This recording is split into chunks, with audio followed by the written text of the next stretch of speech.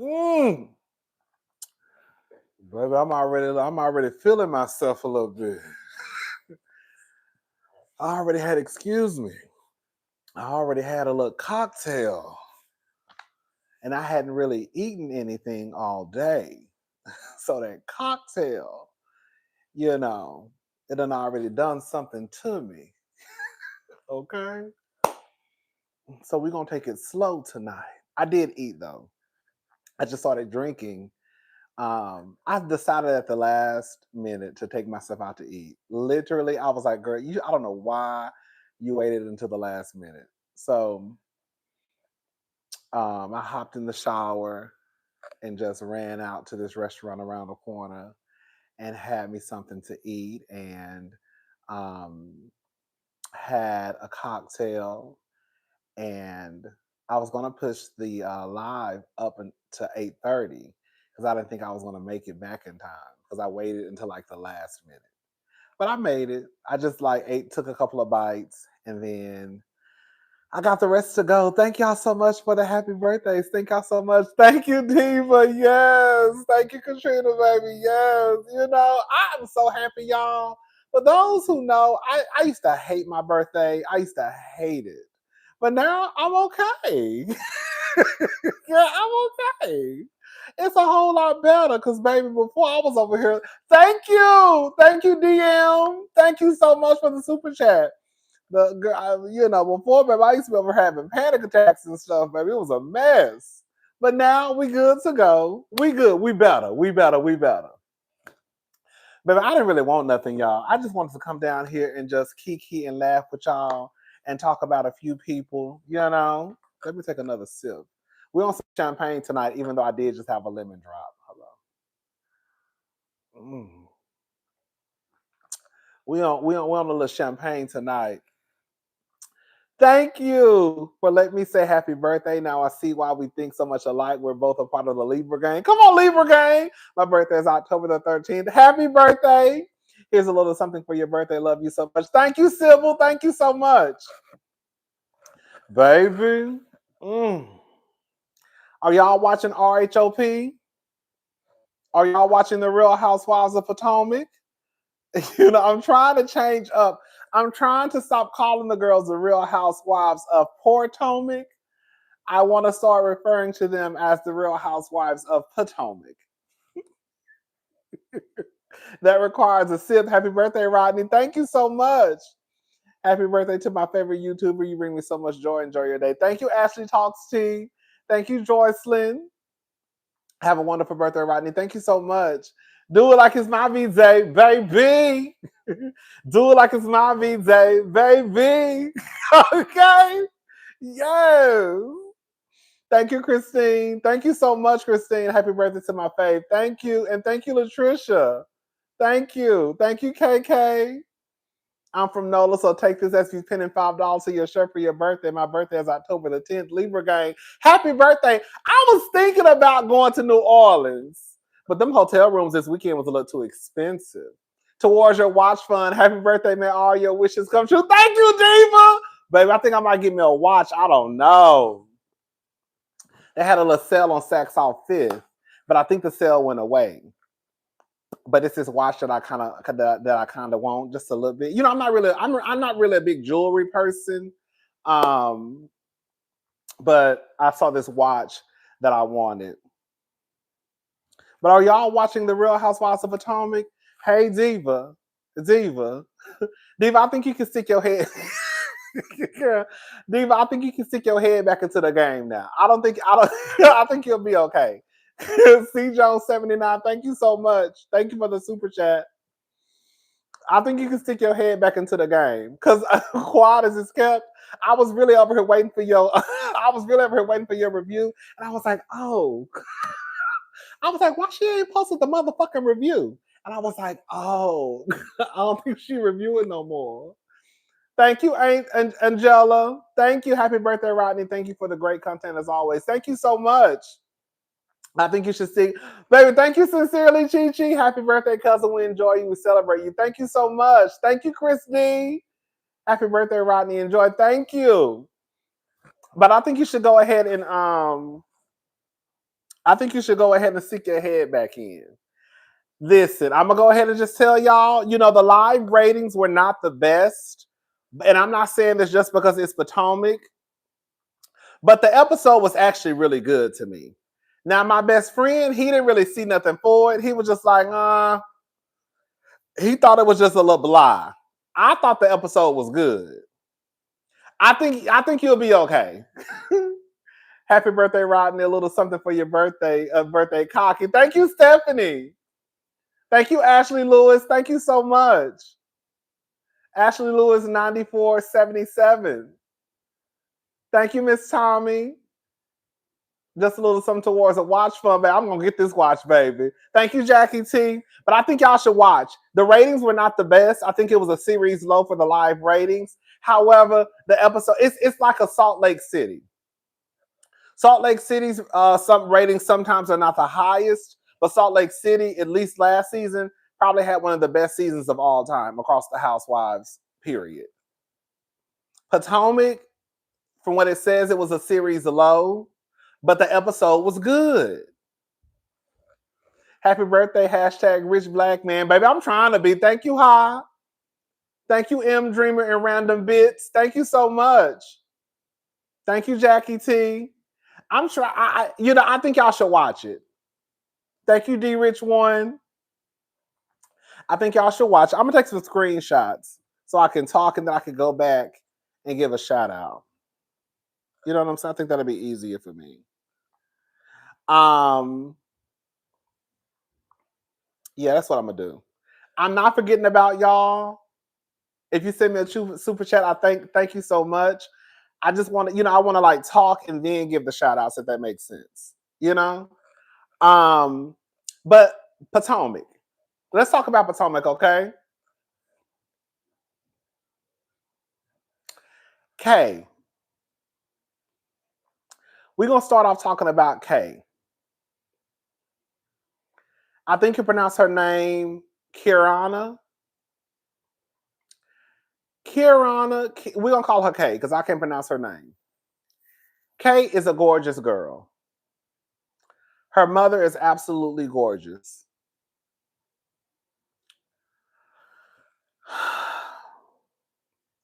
Kay is losing me because I feel like what's happening with her is I don't think people disliked Kay. I just don't think that people cared if she was on the show. You see what I'm saying? I feel like most people were on the same page with Kay last season. Like, she not bad, but kind of like, girl, why she on the show? I think sometimes people think that just because you don't necessarily think they're a good housewife, that means you dislike the person. No. Like, I love Jenna from Real Housewives of New York, but I think Jenna is a horrible housewife. But I go up for Jenna though, as like a person, if that makes sense.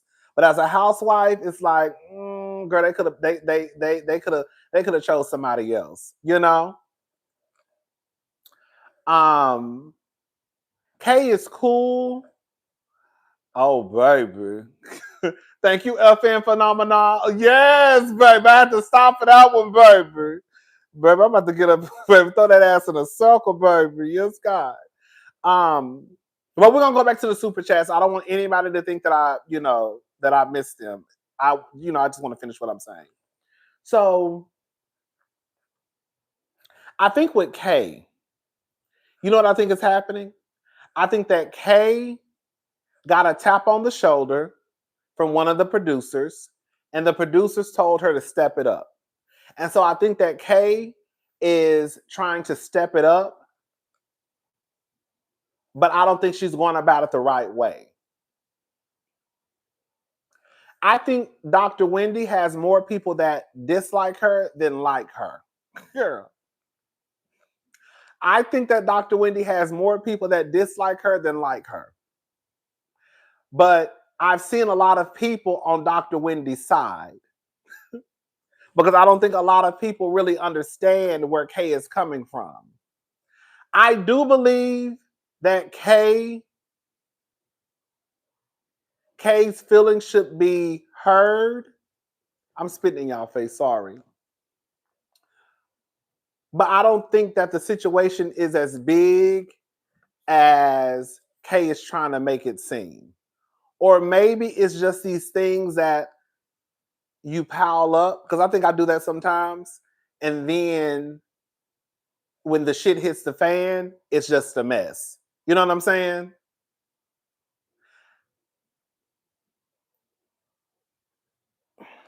A part of me, and I said this in my review, I don't think that Dr. Wendy really fuck with them girls like that. I don't know if that's a good thing or a bad thing.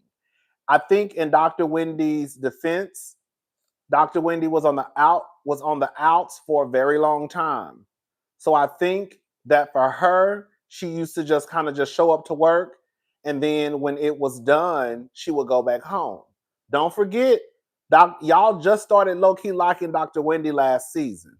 Before that, they didn't like her on the show, and a lot of the viewers didn't like Dr. Wendy. So I could see why Dr. Wendy didn't really fool with them like that, because they didn't like her. You see what I'm saying? So I'm gonna show up to film, and then when we get done filming, I'm gonna be done. We don't have nothing to talk about. Y'all don't like me, and I don't like y'all hoes. I think her and Candace, I think that because Candace introduced Wendy to the show, I don't think Candace wanted to do Wendy like Ashley did her. I still haven't read that book yet, but the Housewives book, I think it was a part in the book that I saw online where Giselle was saying that because Ashley introduced Candace to the show, I think Candace really wanted to be Ashley's friend, but Ashley didn't give a damn about being Candace's friend. So it's a cast of frenemies, girl, basically. I think now they might be all right, but at one point it really was. Because I think Candace wanted to be Ashley's friend. I just donated that book to the library. I think Candace wanted to be Ashley's friend, but Ashley didn't want to be Candace's friend. I don't think Candace wanted to do Wendy that way. You see what I'm saying? So I think out of just probably, feeling of obligated to just like maintain some type of friendship with this lady, because I don't think that Candace and Wendy knew each other prior to this show. I don't think so. If they knew each other, it was probably, oh, I heard of her through so and so. But I think that once Candace and Wendy were on the outs, and it was Candace and Wendy versus them, basically the darkies versus the light brights.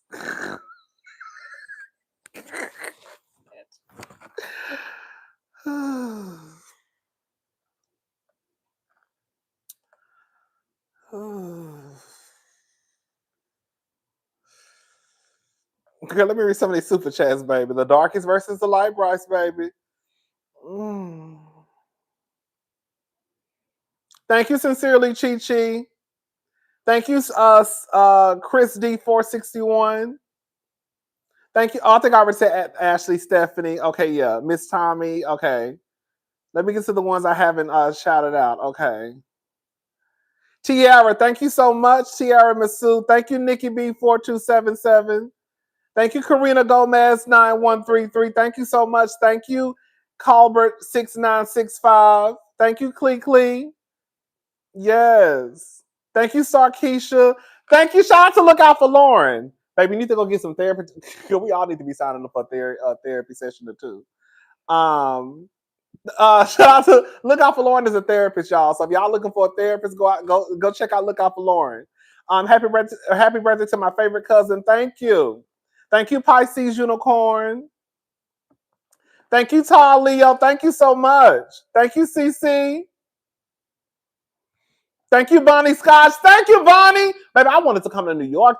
I wanted to come to New York. I wanted to go to New Orleans. Girl, I want to fly, but I'm scared, y'all. Girl, the government is shut down. Thank you, Sybil, again. Thank you so much. Girl, the government is shut down. And girl, I heard some of the people ain't going to work. They said some of the flight controllers, they ain't going to work. Girl, I ain't got time to be in nobody's air. Girl, I ain't got time to be in nobody's air. And girl, Keisha is supposed to be in control of the flight, and then that bitch don't come back from lunch.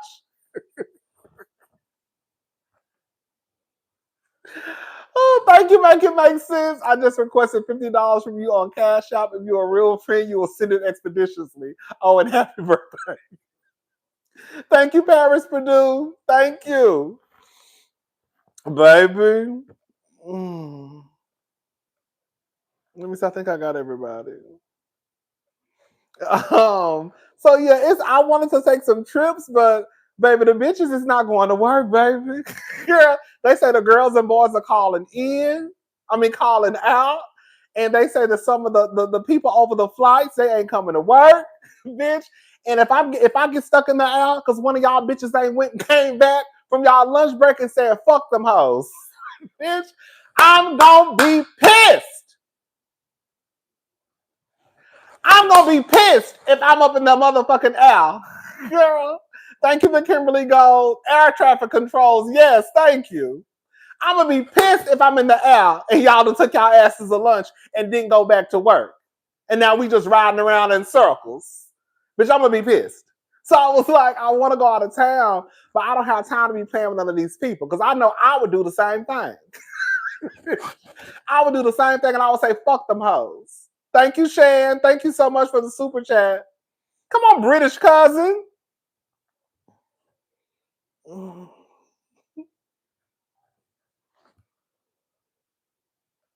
I saw that. Burbank Airport is in my neighborhood airport. They all called out. I heard about that. That's what I'm saying. The boys and girls said, fuck them hoes. I don't even blame them. Because as soon as you tell me I'm not getting paid, thank you, Scarlett J. Happy birthday, Rodney. Sent you a cash out because F YouTube's percentage policy. Baby, when I tell you, baby, YouTube gonna take their cut. Okay, thank you, Scarlett J. So yeah, I was just like, I don't know what I'm gonna do. I might just take a road trip, or I might just sit my black ass down and be still. But yeah, okay, let me get back to what I was saying, and then we'll go, and then I'll get back to shouting y'all out. Thank y'all so much for the super chats. Thank y'all so much. So I feel like with Candace and Wendy, I think that because they were not liked by most of the group, that I think that it did kind of make them form somewhat of an alliance. And I think that through the alliance, it also created probably like a stronger friendship. Does that make sense what I'm saying? Um, but I don't think that Wendy and Candace were so close to the point where like they just kept up with each other outside of shooting like that. Like I think they text each other every now and again. I think they probably talked on the phone every now and again, but I don't think they were like besties. And I don't think that either one of their feelings would be hurt if, oh, that bitch ain't called me. You know what I'm saying? Oh, you know what I'm saying? I feel like with Kay, I think Kay is sensitive. I do think that Kay has some legitimate concerns about the friendship. But I also think too that Wendy may not look at the friendship the way that Kay looks at the friendship. Because I think also based off of Wendy dealing with this group of women, she don't really fool with them like that because they ain't never really fool with her like that.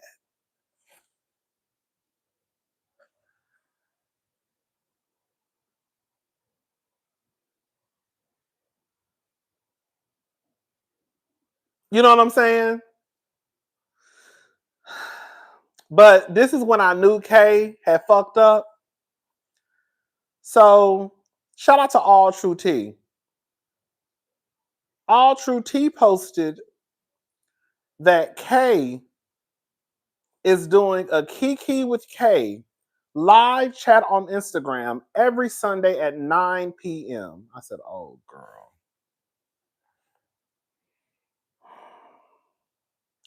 Kay, we've been watching reality TV for a very long time. You know what I'm saying? We have been watching reality TV for a very long time. Anytime the girls, and I know somebody gonna bring up Dr. Heavenly, and I'm gonna bring her up too. Anytime the girls start to run down to social media trying to get ahead of the story, that more than likely means that you probably know you're going to look like a fool at the end of the season, and you're trying to hurry up and get ahead of the story. I think the difference with Dr. Heavenly and what she does is Dr. Heavenly doesn't give a fuck about what we have to say on some real shit. When Dr. Heavenly comes down to YouTube, Dr. Heavenly is telling us stuff that we probably don't know, but she's not trying to change our opinion on what we saw on the TV. You see what I'm saying? If anything, her producer probably says, this is what happened on this episode, and then Dr. Heavenly probably thinks about, oh, I remember this probably happened. You see what I'm saying? Dr. Heavenly's not trying to change our mind. Because on some real shit, Dr. Heavenly don't give a fuck about what we got to say. That is the difference between a Dr. Heavenly and what some of the other girls try to do. Kay is going to try and change our mind like Monique did on what we have seen, because she probably feels like she may not receive the best edit. You see? So as soon as I saw that Kay was going to be down to Instagram every Sunday night at 9 p.m., I said, oh, girl, she probably feels like she won't receive the best edit, and she's trying to get ahead of the story. The same shit that Monique pulled.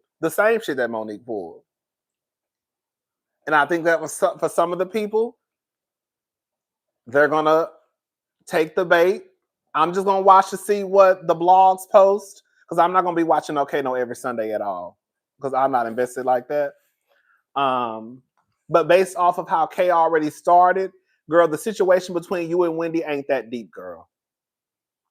It shouldn't be this deep for it to continue to be a part of the conversation. Thank you, Kim. Thank you so much. You know what I'm saying? Thank you, Tara Clark, 7082. Thank you. Thank you, Pete's 96. Come on, blood pressure. We're glad we got the blood pressure under control. Thank you, Raspy Gamer. Thank you so much. I hope I ain't forgetting nobody. Thank you, Joe Knows. Come on, Joe Knows. Yes. And that's on period. Thank you, Patty Betty. Oh, come on, baby. Hope you reach 100K followers soon, baby. Me too. I just want me a silver plaque. That's all I want. Thank you, 2Ls. Thank you so much. But yeah, I feel like with Kay, like, girl, you're going about it the wrong way. We're gonna see how this plays out. Stacy, girl, we just talking tonight, y'all. We just talking. Stacy, when I tell you, bitch, Stacy, that's a motherfucking liar. But when I tell you that Stacy was wrapping them up the whole episode, bitch, when I tell you Stacy was wrapping them up the entire 60 minutes, I said, that's a lying ass heifer. When I tell you, baby, she was wrapping them up, girl, she started out wrapping them up and ended wrapping them up. Do you hear me? When she told Giselle, bitch, when she told them, we've all. Thank you, Miss Rose. Happy birthday, 11/11, Rodney. Thank you so much. She sure, yep, that's the one. Is that the one who told Giselle that she's been, yep. Baby, when Stacy told them, listen, we've all been embarrassed by a man some point in our life. And then Giselle said, no. Bitch. Giselle said, no. And Stacy said, Giselle, so you're saying you've never been humiliated by a man before? Bitch, hold up. Bitch, hold up.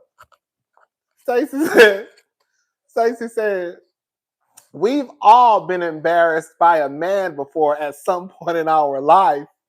And then Giselle was like, no. And then she said, Giselle, you mean to tell me you've never been humiliated by a man before? When I tell you, bitch, When I tell you, bitch, I completely lost it. And then Giselle said, no, you're not gonna try to switch this around on us.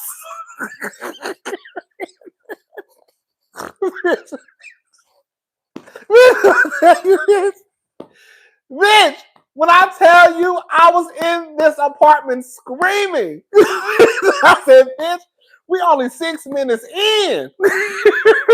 Hold up. I said, bitch, we only 6 minutes into the episode. Girl, and the girl's already about to fight. Oh, bitch. Oh, bitch. Oh, bitch. When I tell you Stacey had me cracking up, Stacey was not. The only thing I will say Stacey gonna have to work on is leaving scenes. I do think it's one thing when you done wrap the girls up and you like, bitch, I done wrap these hoes up. Bitch, I'm gone. And you like kind of do a dramatic exit. I think that's okay. You know, I love a dramatic exit sometimes. But Stacey left the scene twice. I didn't like that. I was like, Stacey, you're gonna have to stop leaving the scenes. Baby, but Stacey is a kiki to me, baby. She really is. Happy birthday, Rodney. Thank you, Mermaid19834. Thank you, Desmona P. Thank you so much. Thank you, Just Marty. Thank you, Black Rose Johnson. Thank you so much. Look out for Lauren, cuz I literally got off the plane. You will be good. If you need a therapist in Illinois or Georgia, check us out and cultivate your essence everywhere. Thank you. Thank you. Thank you, Desiree. Baby, yes. But anyway, so yeah, I think I really did. I'm not lying, y'all. I really did enjoy the first episode. If y'all have not watched the first episode of Potomac, it really is good. All bullshit aside, to me, girl, it was better than Salt Lake City's premiere episode. Now, I'm not saying that this season is going to be better. I'm just saying that the first episode, in comparison to Salt Lake City's first episode, was better. Potomac was a good first episode. Can I say something? Baby K better than me, because I would have told Ashley and Giselle, baby, y'all could eat my ass from the back. Y'all the last two who should be saying a motherfucking thing. Listen, I think 99% of the viewers think that Stacey is a liar. Okay?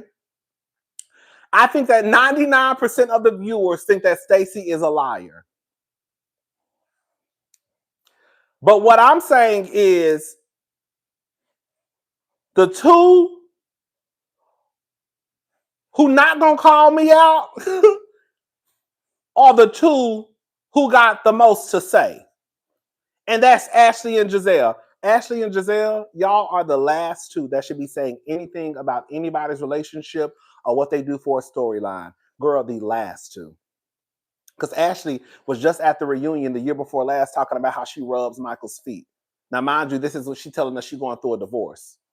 She finally finalized a divorce. I guess what, sometime this year? Girl, Giselle, you done brought on some nigga who looked like he looked at you as a mama, Jason from Summer House. We know he like white girls.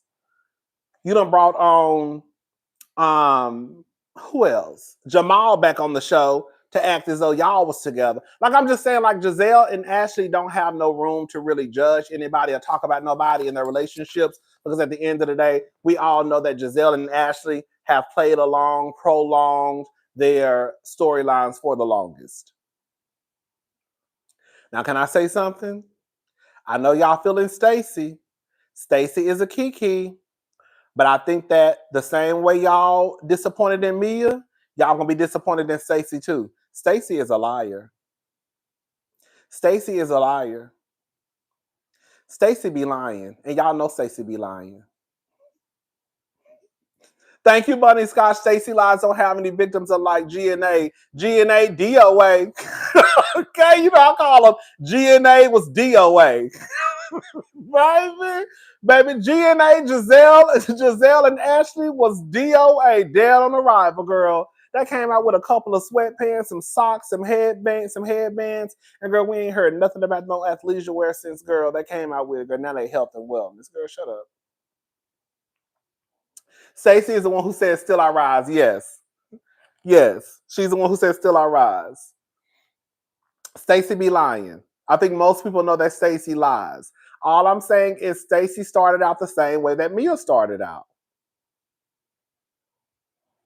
And if we're gonna be honest, Stacey already started out messing with her marriage. So it really ain't nowhere but to go up from here. Even if Stacey is not lying, the majority of the viewers think that Stacey is lying.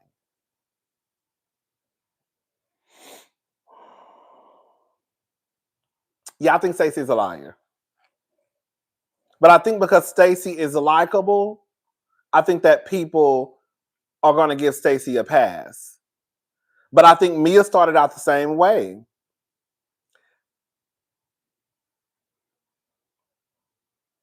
Thank you, the Recessionista 6271. Hey, cousin, happy birthday! I got you down to the Cash App on payday. Come on, baby.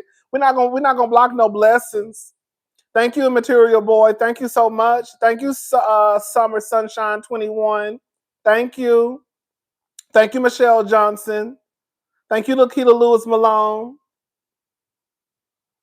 Yes.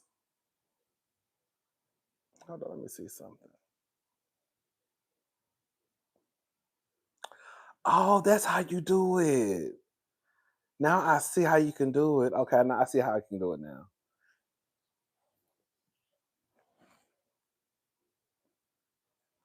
But yeah, anyways. So what we gonna talk about next? Oh, Deion Sanders, bitch. Can I say something? And I probably shouldn't say this.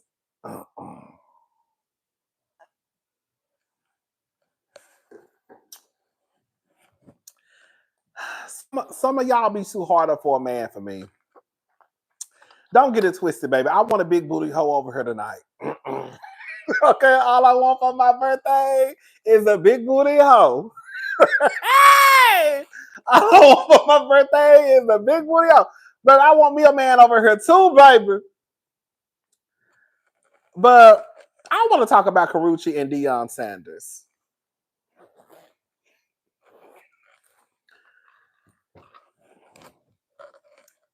The way that y'all are in those comment sections, gassing up Deion and Karrueche's relationship. Girl, if y'all don't cut it out, if y'all don't cut it out, Deion Sanders is not a catch at all. Deion Sanders said that he has had 16. Thank you, Legs 84801 one time for the birthday bitch, 2 times for the birthday bitch, 3 times for the birthday bitch, yeah. And that's on motherfucking period, period. Thank you, Southern Purchase. I'm late. Have we discussed Sesame Street Williams admitting she likes a little meow mix a few times a month from NFL trade to munching on fish? Baby. We're going to get into her next. We're going to get into her next. We're going to get into her next. We're going to get into peach juice next. I want to save the best for last. Okay? Let me just say something. Let me tell y'all something about Karrueche. Y'all are not going to get me to believe that Karrueche and Deion Sanders is this fairy tale love story. That mother. Let me start out by saying this because I've been drinking. I wish Deion Sanders the best. I hope he gets well. I hope he's okay. I really do. Deion Sanders was on the field the other day limping like this. I want y'all to look at Deion Sanders limping. Girl, he can't even walk. Girl, look. Girl, he can't even walk, y'all. He can't even walk. Look at this. Girl. He got blood clots, okay?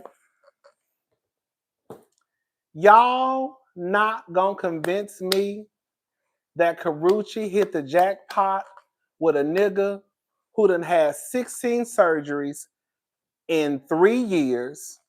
Bitch, can't even walk, got blood clots, got 8 toes, 2 ex-wives, 5 kids, grandkids. Girl, more than likely probably has erection problems. Y'all not gonna convince me that Karrueche over there. And on top of that, he got a piss bag on him. What do they call? A urotomy, colostomy, whatever they call. I think he carries a bag from what I saw online. So not only are you over there with a nigga who got 8 toes, blood clots, he pissy. He pissy. He pissy, got 8 toes, more than likely erection problems, blood clots, can't walk, limping. Not because he a pimp. He don't limp because he a pimp. He limping because his leg damn to be gone. Girl, it is a mess. And y'all are online talking about, oh, I hope they work out. You hope they work out. And then Christina Milian's stupid ass down to the interview with Karrueche talking about touchdown. I said touchdown. Bitch, you mean fumble. Bitch, you mean interception, girl. Ain't nothing about Karrueche and Deion Sanders a touchdown. Girl, she fumbled. The most we can say that Karrueche has attached to her as far as baggage is that crazy ass ex-boyfriend of hers, Christopher Brown. Other than that, Karrueche really ain't got no issues like Deion Sanders. Can you imagine them fucking? Bitch, I'm doing too much. Girl, can you imagine Deion? Can you imagine Deion and Karrueche fucking? The nigga can't even walk. He got blood clots in his leg. Girl, he probably be over there trying to hit it from the back, girl. Oh shit, oh my leg. Oh, my leg. Oh, shit. Hold up, baby girl. Hold on. Shit. Oh, hold on. Shit. Hold up, my leg. Oh, shit. Oh, shit, girl. Oh, shit. Hold on. Switch. Oh, I gotta go to the other side. Damn, my leg is killing me, baby. Hold up, baby. Oh, shit, my leg. Oh, shit, my leg. Girl, and y'all on the motherfucking line talking about, girl, you hope they work out. Girl, this nigga can't even stand up and walk, girl. He got blood clots.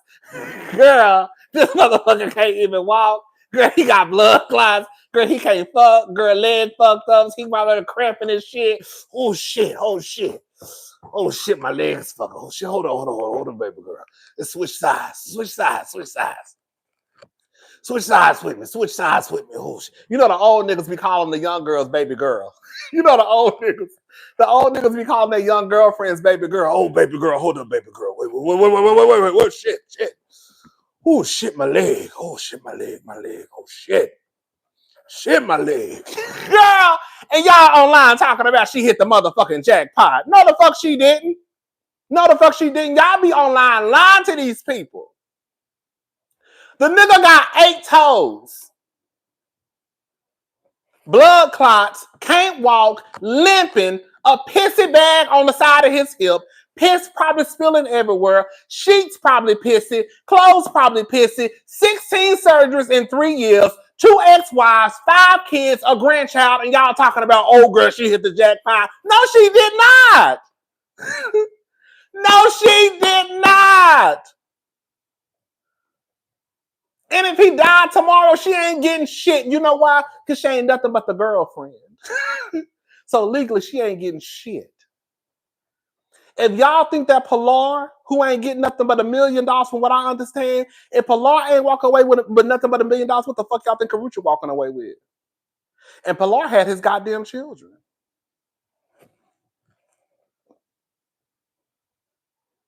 Hell no, they ain't married. If Pilar walked away with nothing but $1 million, because they had a prenup, and she had his kids, what the fuck y'all think Karrueche gonna walk away with?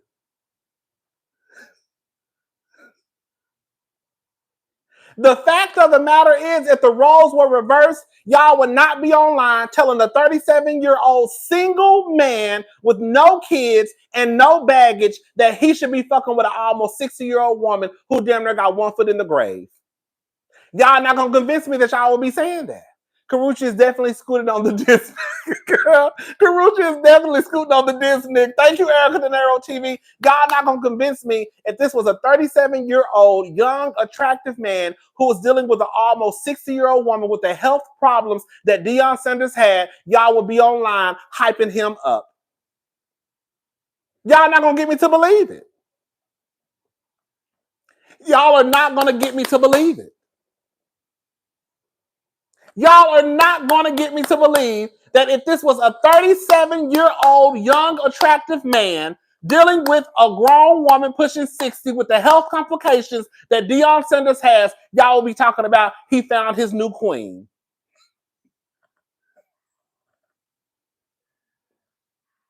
Y'all would not be saying that 37-year-old man with no kids, no ex-wives, no grandkids, no health complications found his queen with this 60-year-old woman with declining health.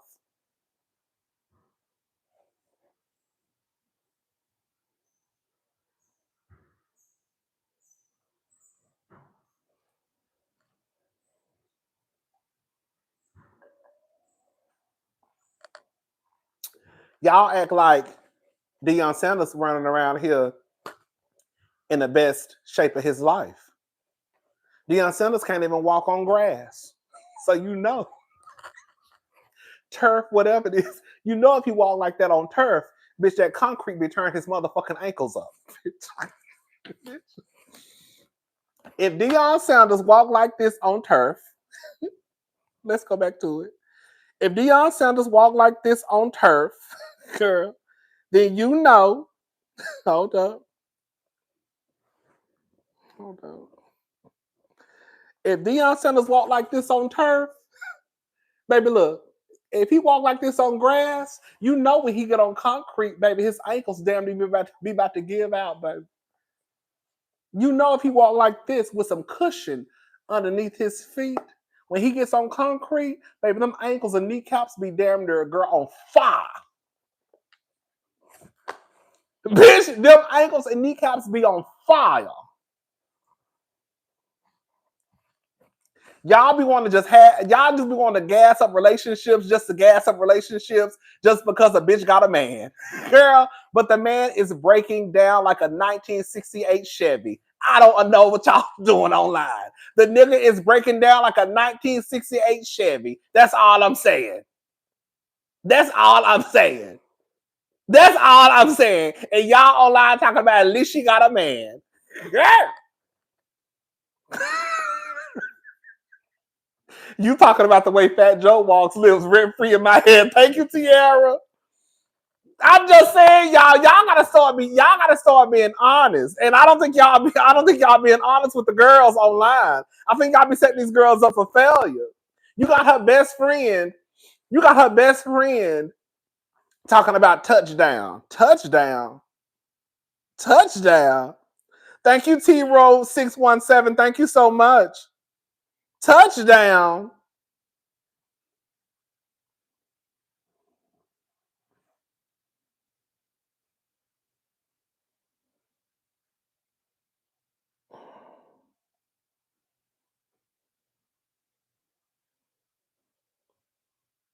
Thank you, Marquette and Coy and just Jamisa. Thank you, Diva and Angeline and Angela, Janelle, Shaquana and Crystal and Lakeisha. Thank y'all so much. Baby, yeah. Thank you, Houston Foodie 713. I'm just saying, y'all, can we tell the truth and shame the devil? Happy birthday, Rodney, from your cousin with 5 degrees. Thank you, More Dance PhD. Come on, 5 degrees. Y'all know she over there like this, baby. Hold up. Let me show y'all what. Let me show you. I still got it, baby. I don't think I got it, baby. Hold up. Y'all know she over there like this, baby. Hold up.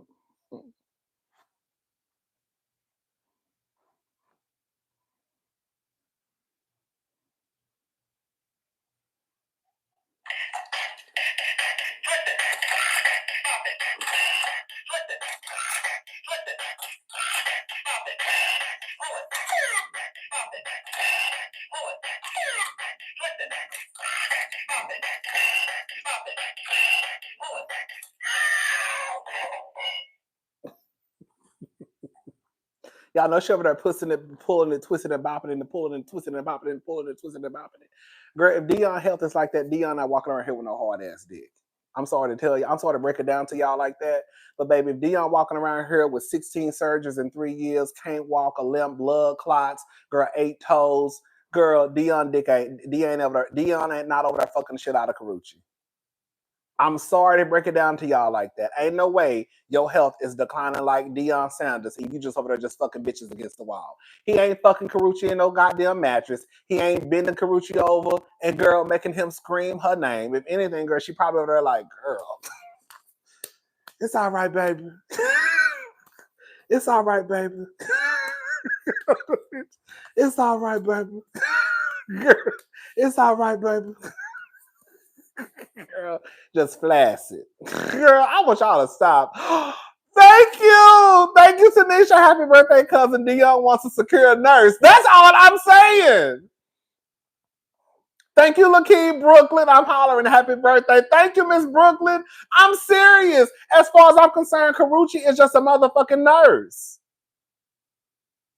Karrueche is a caretaker. I'm not saying everybody don't deserve love. After that cancel clause, Deion Sanders was the only role she could get. The lady gotta eat. Let that lady ride and limp if she won't. Like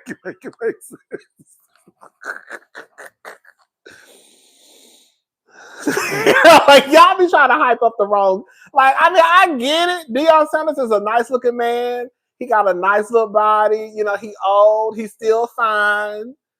But Deion Sanders is. Let me see. Can I tell y'all something? That's how, girl. Y'all better than me. Let me tell y'all a quick story. We just talking tonight. Let me tell y'all a quick story. Okay. So I remember when my sister and my brother-in-law, well, no, I volunteered. I volunteered to watch my nieces during the summertime. Because my sister had started working and all that stuff. And I remember saying, "Oh yeah, I'll watch them." I remember my brother-in-law calling me like, "Did you say you was gonna watch the girls in the summer?" I was like, "Yeah, it's not that big of a deal." It's really not, because my sister works from home 2 days out the week, and then when he works morning times, they just stay at the home, stay at home with him. So I'm like, it's not that big of a deal. You know, Bailey, she can wipe her own ass now. So I'm telling this story to say this. This is around the time Bailey, I think she was about to start school. And you know, when you go to pre-K, you got to learn. I don't know if y'all know this, but well, I'm sure most of you have kids probably know. You have to, your kids have to know how to wipe their own ass when they go to school. I think sometimes they'll double check, make sure the kid is okay. But for the most part, like when they start preschool, they gotta wipe their own ass. So I was like, yeah, girl, Bailey, she can wipe her own ass. It was a couple of times you gotta go in there and check just to make sure. But I'm saying all this to say, baby, if I made sure to let them know I'm not wiping nobody's ass. Okay? I'm not wiping nobody's tutu. When she go in the restroom, the most I do is pick her up over the sink so she can wash her hands. I need to get a stool. That's what I keep telling myself, get a stool. She always come in the room or she come in the living room, Uncle Rodney, I need to wash my hands. I said, okay, and I go pick her up over the sink and she wash her hands every time. But other than that, all I'm saying is I'm not even wiping my niece's ass. And that's my niece. And she just turned 4. So you think I'm about to be walking around here cleaning up some grown ass man piss? I'm sorry. That might sound fucked up. It might sound mean. It might sound insensitive. It is what it is. I'm not signing up to be nobody's motherfucking nurse. I'm just not doing it unless I'm getting paid to do it.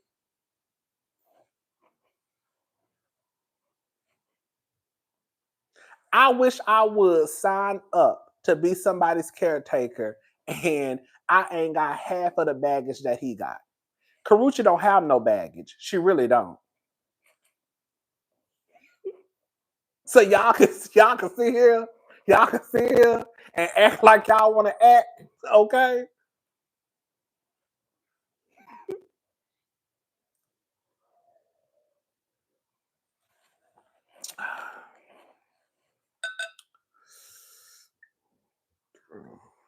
Oh, shit. Shout out to the cousins who taught me how to pour wine. Y'all know I'm a ghetto bitch sometimes. Y'all, girl, I didn't, I mean, not wine, champagne. Let me show y'all for the other ghetto hoes out there. Let me show y'all how to pour wine. I mean champagne. Hold up. So you get the bottle and you tilt it. You tilt it like this. So then, all the foam and stuff won't come up. I learned that from one of the cousins. Bitch, I bet you it was a shot of tequila. I bet you I know how to pour a shot of tequila though.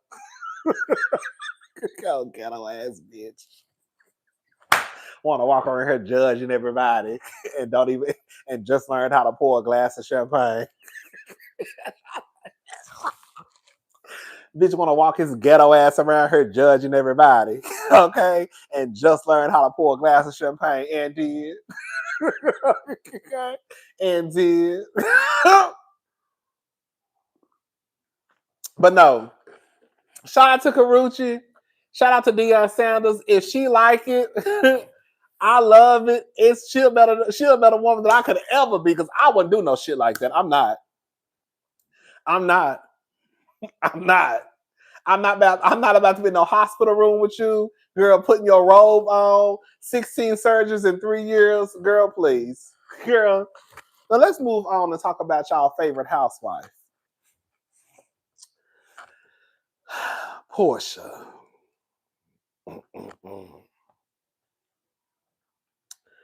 So Porsha. Porsha,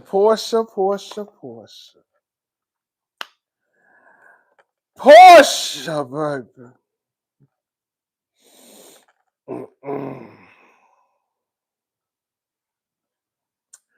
No, what I'm saying is, I think that if Deion was messing with another person, who probably could understand what he was going through, that would be okay. Deion went and got him a young 30-something-year-old woman to be his nurse. That's all I'm saying.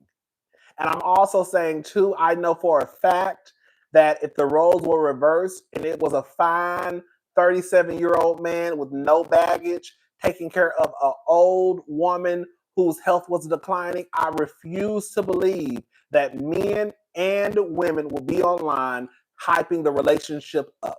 I refuse to believe it. The reason why people are doing it now is because it's Deion Sanders.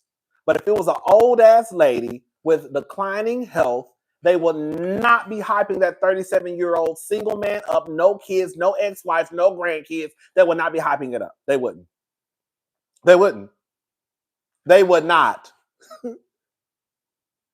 But because for a lot of people, they do believe that your role in life is basically just to take care of your man. That's why it's okay. People look at Karrueche as she's doing what she's supposed to do, which is take care of her man. Your family stories is what is going on in the hood. Makes me relate to your videos. The best is when you review anything. Thank you, Summer Sunshine. I'm just saying, y'all, we got to be for real. We just got to be honest.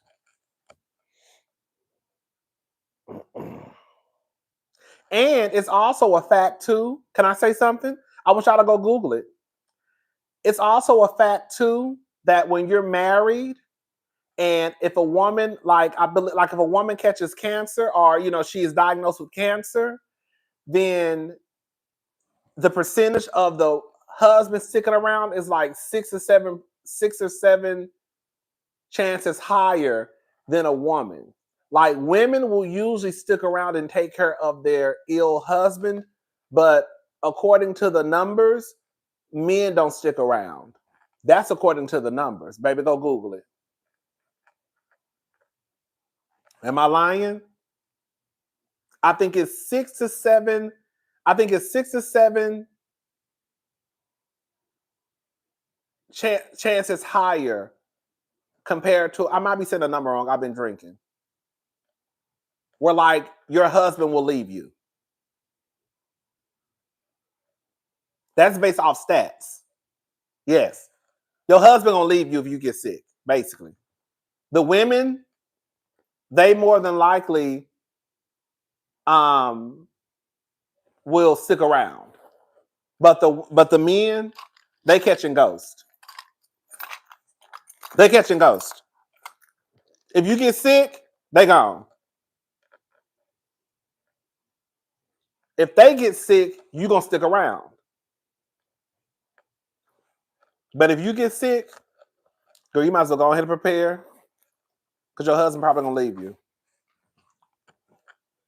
I'm just telling y'all what the stats say. So let's listen to Porsha, y'all. So Porsha, as a caretaker, that's a fact. Ladies beware. Thank you, Aaliyah. You're right. Physicians warn women once they get an ailment that their husbands may not stick around. They're not lying. I'm telling you, y'all better go Google it.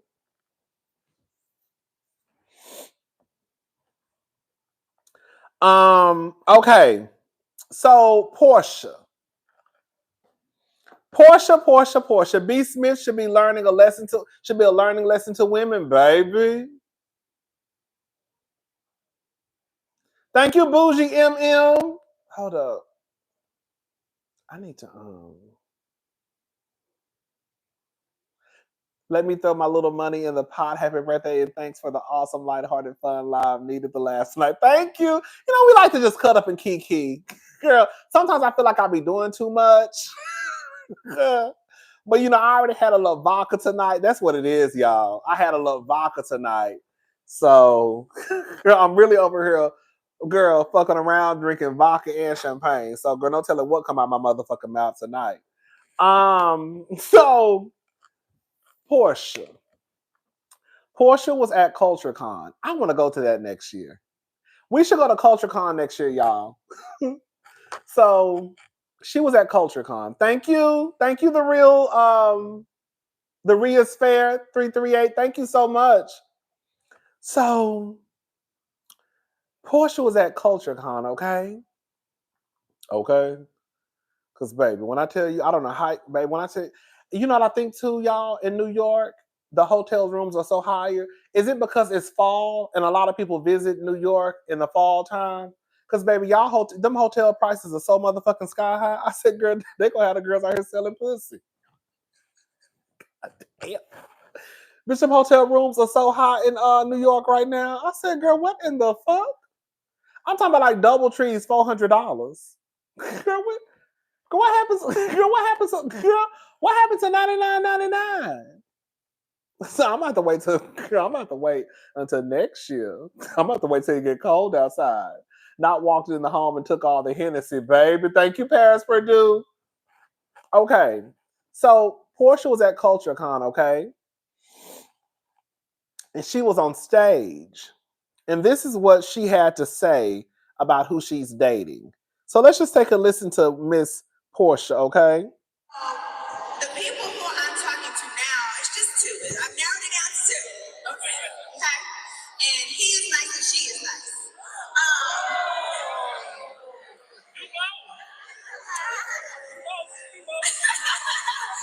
But I really just wanted to make sure that these were normal people. And what I talked about my therapist the other day was I'm having a hard time opening up because they're not narcissists. And guess what narcissists do? They love on you. They do everything. They look perfect. They mirror you. And these people are not. They're challenging me. They're asking me questions. They're not letting me walk over them. They aren't just doing whatever they need to do to get into the relationship. And so I'm not feeling safe enough to open up yet. And so what I have to do is realize if you want something different, you have to also be different.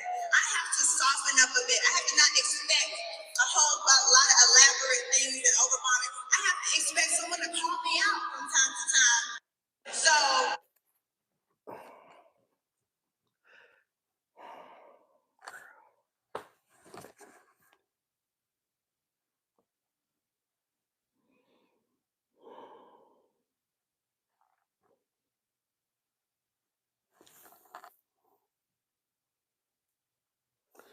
Okay.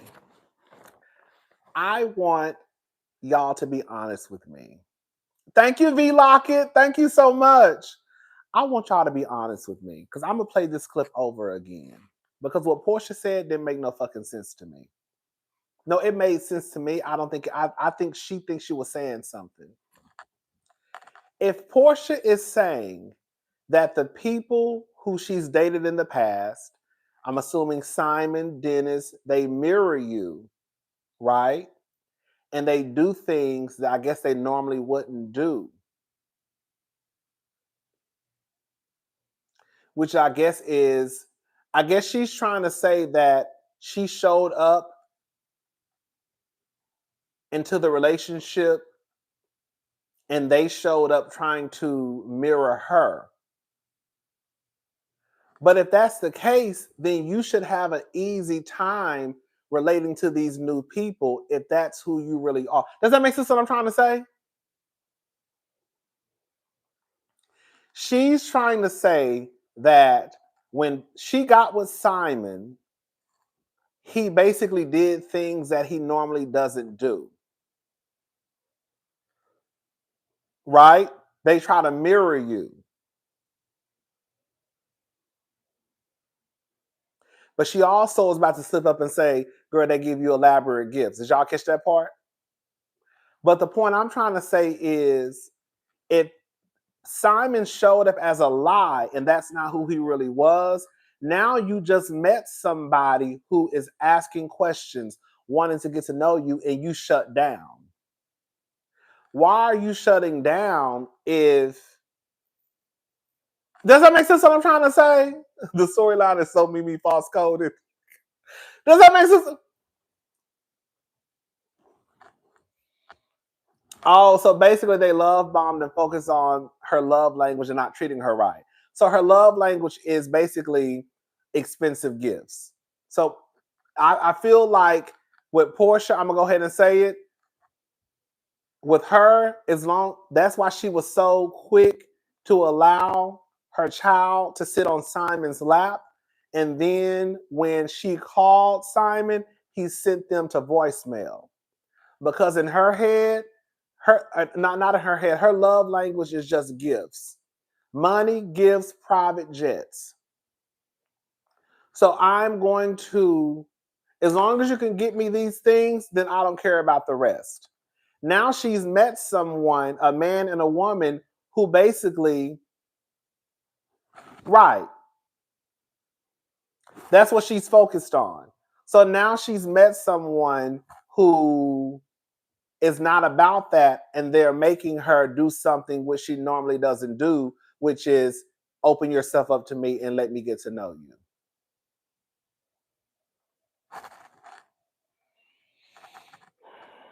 The next thing is this. For some of y'all, not everybody, please stop being surprised that Porsha is dating a woman. Porsha has always, I ain't gonna say always, but Porsha has been into women. She was just DL. She was a DL nickel. Y'all don't remember, y'all, and it's always the girls and boys who have the most to say about the homos. Remember when Porsha had a black ass in that pulpit? Porsha was down low. Remember when Porsha had her ass in that pulpit and she said that the homosexual, the lesbians and the gays need saving? And the whole time she was probably over there munch, crunch. Now I get it. We all have some internalized homophobia from time to time. I'm talking about some of the LGBTQ. I know I had my fair share. So I know that people can change. But I've also noticed too, the ones who want to condemn and say we need the most saving, the ones who are focused on homosexuality, they'll be the main ones who be down low. Porsha ain't no different. Remember when Porsha was at the house in South Carolina and she said, one of you bitches eat me out tonight. Y'all don't remember when Porsha sat there in South Carolina and said, one of you...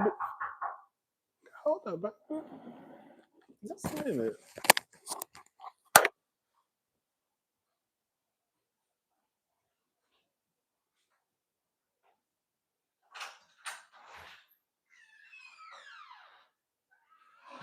Oh my God.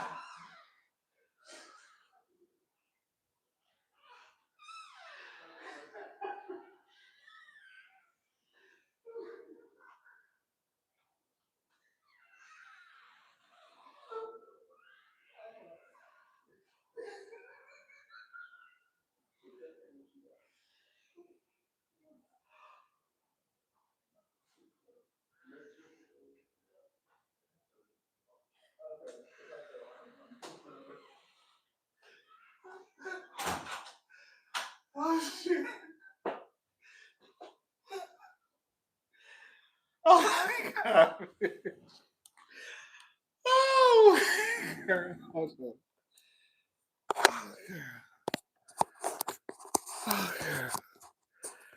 I just freaked out, girl. I just literally freaked out. Oh, God. Oh, God. Baby, that scared the shit out of me. One, I never have people come to my apartment like ever, ever, ever, ever, ever. So I really thought it was one of my neighbors, but I'm like, girl, I'm not even that loud, girl. One of my friends just brought me, girl. One of our friends just brought me a gift. Oh my god, girl! When I tell you, baby, I got some rich. I mean, I got some rich. I told you I got some rich ass friends, baby. Look at this, baby. I can't even, girl. Look at this, y'all. One of my friends just brought me a gift. Oh. Girl, look at this. Baby. Baby.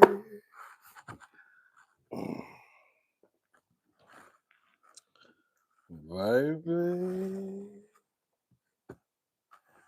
Baby. Girl, I'm scared to even drink this, baby.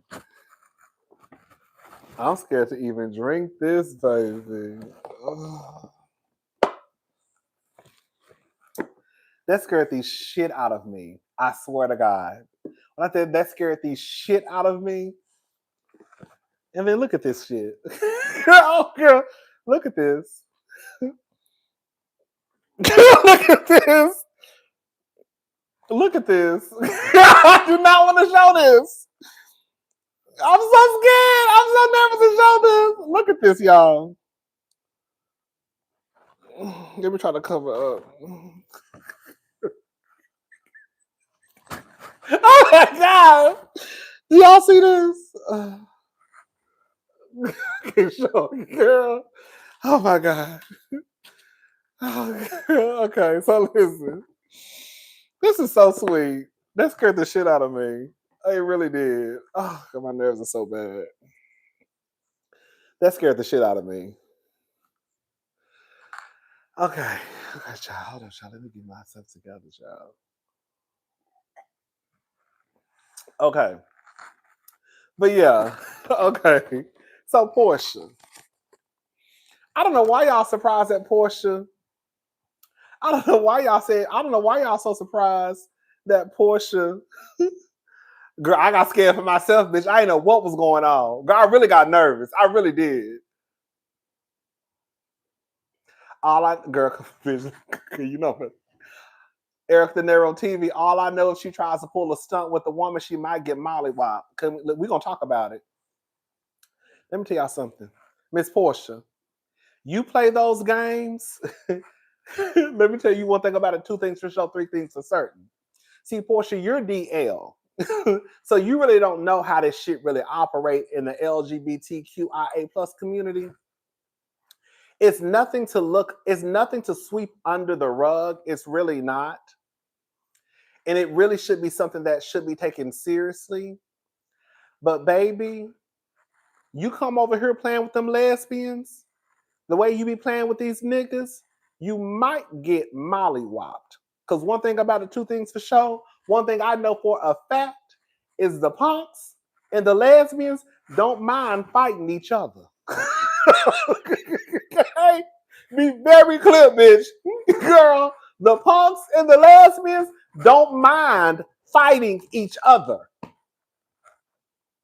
And may the best woman win. Let me say it again, Miss Porsha. The punks and the lesbians don't mind fighting.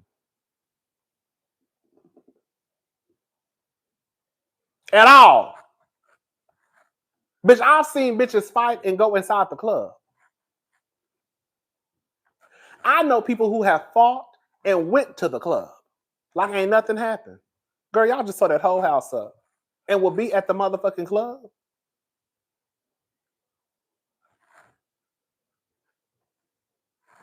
And I think I shouldn't say this.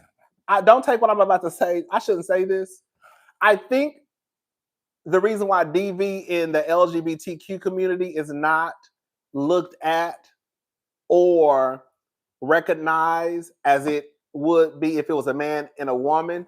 I should not say this, but I'm gonna say it. Oh, I shouldn't say this. It's because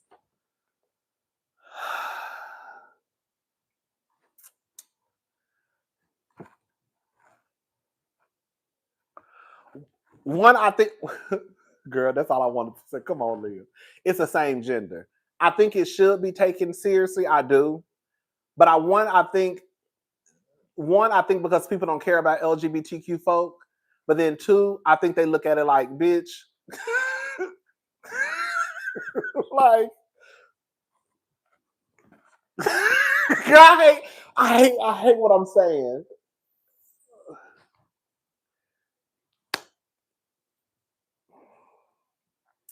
They look at it like it's the same gender, like it's the same. Like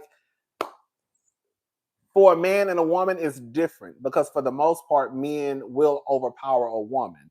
When it's two bitches, it's like, girl, you let that bitch whoop your ass. When it's two niggas, it's like, bitch, you let the nigga hit you upside your head and you ain't do nothing bad. Because I be goddamn if a nigga hit me, baby, this whole apartment gonna be gone to shreds. You see what I'm saying? You see what I'm saying? Ain't no man popping me because we turned it up. But it is looked at, there we go. It's looked at like as a fair fight, where a man and a woman is not looked at as, even if the woman hit the man first, it's still not going to be a fair fight, especially if the woman is really, really, really, really harmed, or if you can see marks on the woman, it definitely won't be. It wouldn't be, oh, she punched me first. She punched you first, but you put her in the hospital. You see what I'm saying? That's why it's probably one of those conversations we shouldn't be having, because then I'm not trying to downplay domestic violence in LGBTQ relationships, but I think that's a part of the reason why they don't get as much focus is because one, people don't care about LGBTQ relationships, and then another thing, it is looked at as kind of like fair. Like, girl, that's woman on woman, but that's man on man. Bitch, y'all gonna have to just duke it out. Where in comparison to like a man and a woman, it's not gonna be the same. You know what I'm saying? But Porsha gonna come over here. You know what it is, y'all? And I want to say this about Porsha. Bitch, I'm still trying to get my nerves together. Bitch, bitch, I'm gonna be fucked up. I'm not opening this up tonight, y'all. I'm gonna be fucked up. Girl, I know this is good as fuck. Remember when Giselle, old broke ass? Girl, I can't stand on broke ass. Remember Giselle, old broke ass, was up in where did they go? Thailand, and she was cutting up and acting a fool over that Castle Azul. I said, I can't stand no broke ass housewife, girl. Remember she was open. Remember she was in the cat. She had everybody. She had everybody checking. She had everybody checking. She had the producers checking the girls' rooms because she thought because somebody had took her Casa Azul. I said, "Oh, I can't stand no broke ass housewife. I can't stand. Oh, I can't. It was on Girls Trip. Some of y'all didn't watch Girls Trip. It was an ultimate Girls Trip. They all went to. They all. Well, not all. It was Porsha, Candace, Giselle, Heather Gay, Marisol, Alexia, and Whitney, and they went to Thailand. And girl, it was really Heather Gay who took the liquor, and Giselle went to the producers. She was dead. You know, when you get the producers involved, you dead ass serious.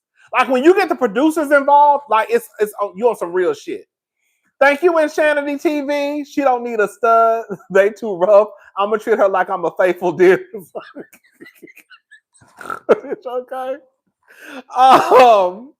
But she went and got the producer, and she wanted them to check Candace's room, and Candace told her fuck no. And at the end of the day, Heather was the one who took it.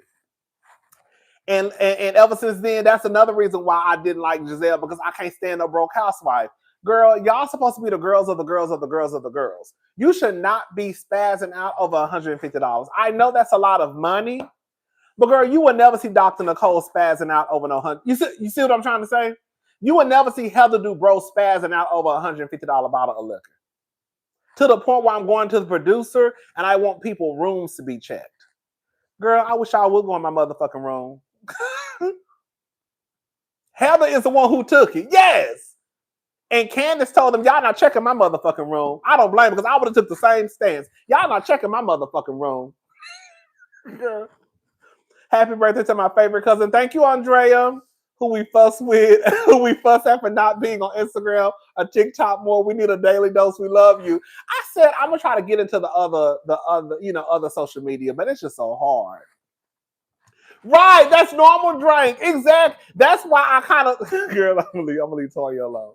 But like, you would never see them act a fool over $150. So he gonna drink vodka, champagne, and tequila. So he gonna drink vodka, champagne, and tequila, be a fucking mess. I told you I was drinking vodka earlier, y'all. I took myself out to eat. But that's one of the reasons why, like, sometimes I'm so hard because I don't understand. Girl, I don't want to make this about Giselle. That shit pissed me off. But yeah, Giselle acted a fool over that Castle Azul. She did. She acted a plumb fool. And I was like, ugh, Giselle. You really acting like that over some motherfucking tequila? Like, y'all are supposed to be the girls of the girls of the girls of the girls. Even if the bottle came up missing, girl, okay, and so what? And girl, on some real shit, if we're gonna be honest about it, bitch, this is mostly bottle. Okay? On some now I know this is 1942, but on some real shit, bitch, this is mostly bottle. You acting like you had a big ass girl 5-gallon bottle of tequila and it just up and disappeared. Girl, you had a 750 milliliter bottle of tequila. Thank you, A. Thomas. That's why I was like, ugh, Giselle. I was like, ugh, Giselle, you broke and you act like you broke. Why are you acting like that? When she had those producers go around trying to check people's room, I was like, okay, girl, you losing me. Yes, we might act a little foolish over a 19, because I know if I woke up, if I woke up and this bottle was gone, bitch, we locking the door. Let me tell you something, bitch. If I woke up and this bottle was gone, bitch, we locking the motherfucking door. But bitch, I'm not no housewife, and I'm not pretending to be rich. You see what I'm saying? So when I wake up and this bottle of 1942 is gone, bitch, we locking the motherfucking door. be very clear. Bitch, it's gonna be a shut-in. Ushers, close the door. Right, close the door. Ain't nobody going nowhere. Oh, we closing the door. We closing. We locking this motherfucker down, and ain't nobody going nowhere until my bottle pop up. Remember how much Robin spent at the store? $68, and I got so motherfucking disgusted, and I think they set my girls up. Let's talk about it. We're just talking tonight. Remember that same week? It was the same week, y'all. Sutton was over on Real Housewives of Beverly Hills, and she had just spent $68,000 on a pair of earrings, and then she spent over $40,000, I believe, for a pair of earrings for her daughter. Cologne, bitch. This bitch just spent over like $100,000 on 2 pairs of earrings, one for her and one for her daughter. And then, bitch, we fast forward to Potomac, and bitch, they went to the store, and Robin was at the motherfucking store, and Robin spent $68.27.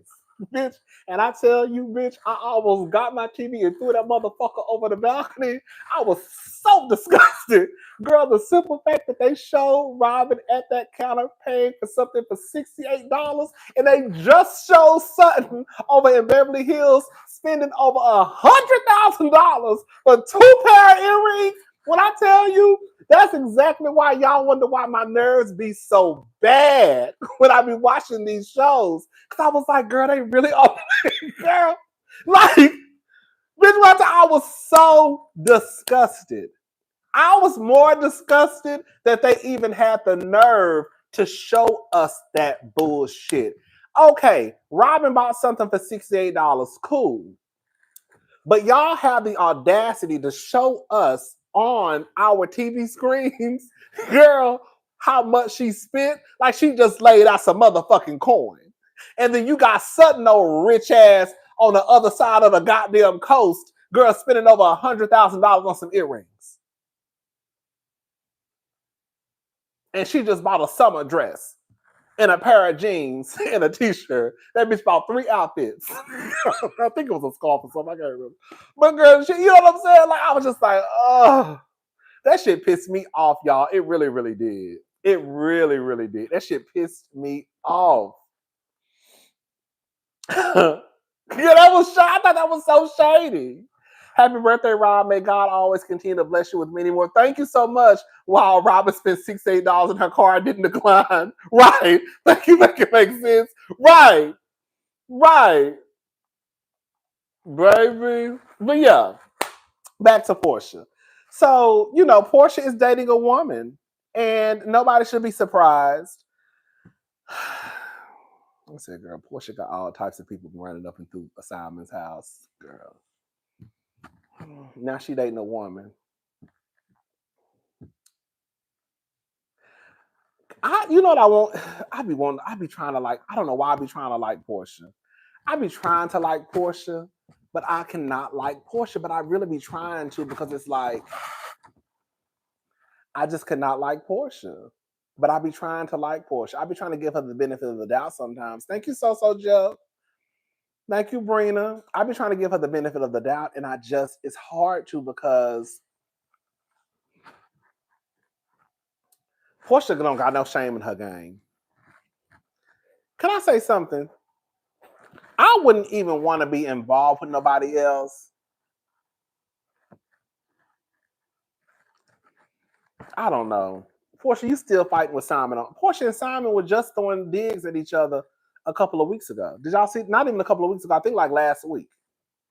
Porsha and Simon was still. I didn't even talk about it. I was like, I don't even want to talk about Porsha. I don't know, child. I don't know. Girl, I don't know. I be trying to like Porsha, but I just can't because I think about. I don't know, like. And I feel like most of the girl, I'm gonna go ahead and say it, it's no shade to y'all who love Porsha. I feel like the majority of people who like Porsha just because they think she a bad bitch. That's it. And I think Porsha knows that, but she doesn't care because that's where it starts and stops with her, anyways. I feel like that's the only reason why people even give Porsha what they give Porsha is because of the way that she looks. Because most of the time when you see the comments about Porsha online, it's always something about the way that she looks. Oh, that Porsha's so bad. Oh, baby, but that Porsha, no, she goes, baby, that Porsha shape is together. It's always something about her looks. You know what I'm saying? And I think Porsha knows that.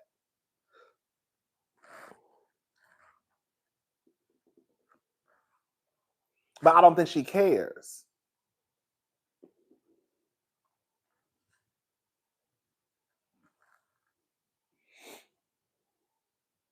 But I really do think that's what it is. Because nobody ever talks about how smart she is, that she says something smart. No matter what Porsha is talking about, the positive comments about Porsha have to do with her looks.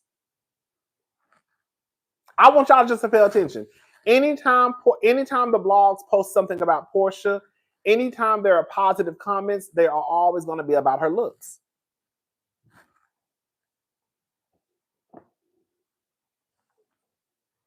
Always. Like always. For real.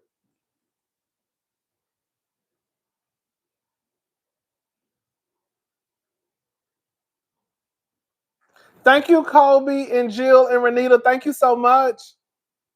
Thank you, Razany497. Happy birthday, cuz. Wishing you blessings and many more to come. Yes, come on for many more to come.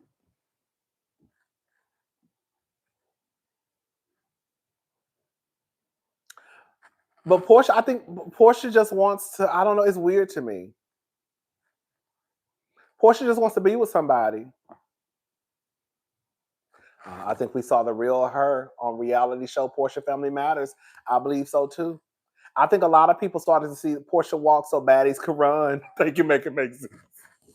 I think a lot of people started to see the real Porsha Because at that point, even though to me, in my honest opinion, Porsha has always been that way. I just think that it was easy for people to have a scapegoat, which was Kenya, when she was on Atlanta. But when she got her own show, who you gonna blame Porsha's behavior on? You can't blame it on, Simon. You can't blame it on her grandmama. You can't blame it on Dirty Diana.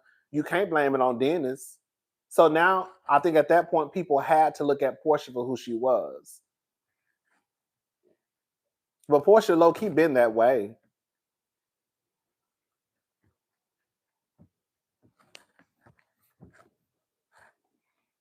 I knew Porsha was cuckoo for Cocoa Post when she came out with that People Fucking magazine cover talking about she was Bernadine, bitch.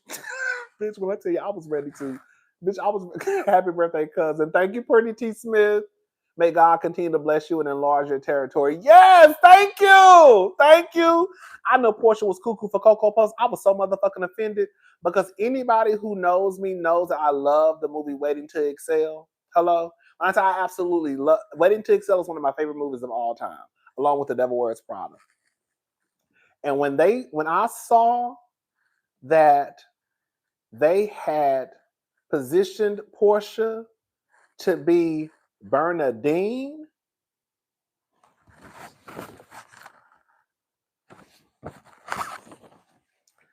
when I saw they had positioned Porsha to be a Bernadine, when if we gonna be honest, so Jeff, if we gonna be honest, so Jeff, Porsha should have been either Savannah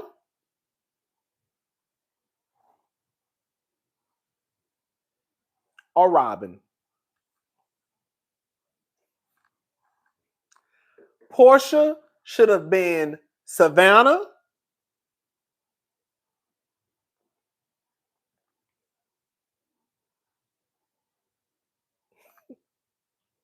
or Robin.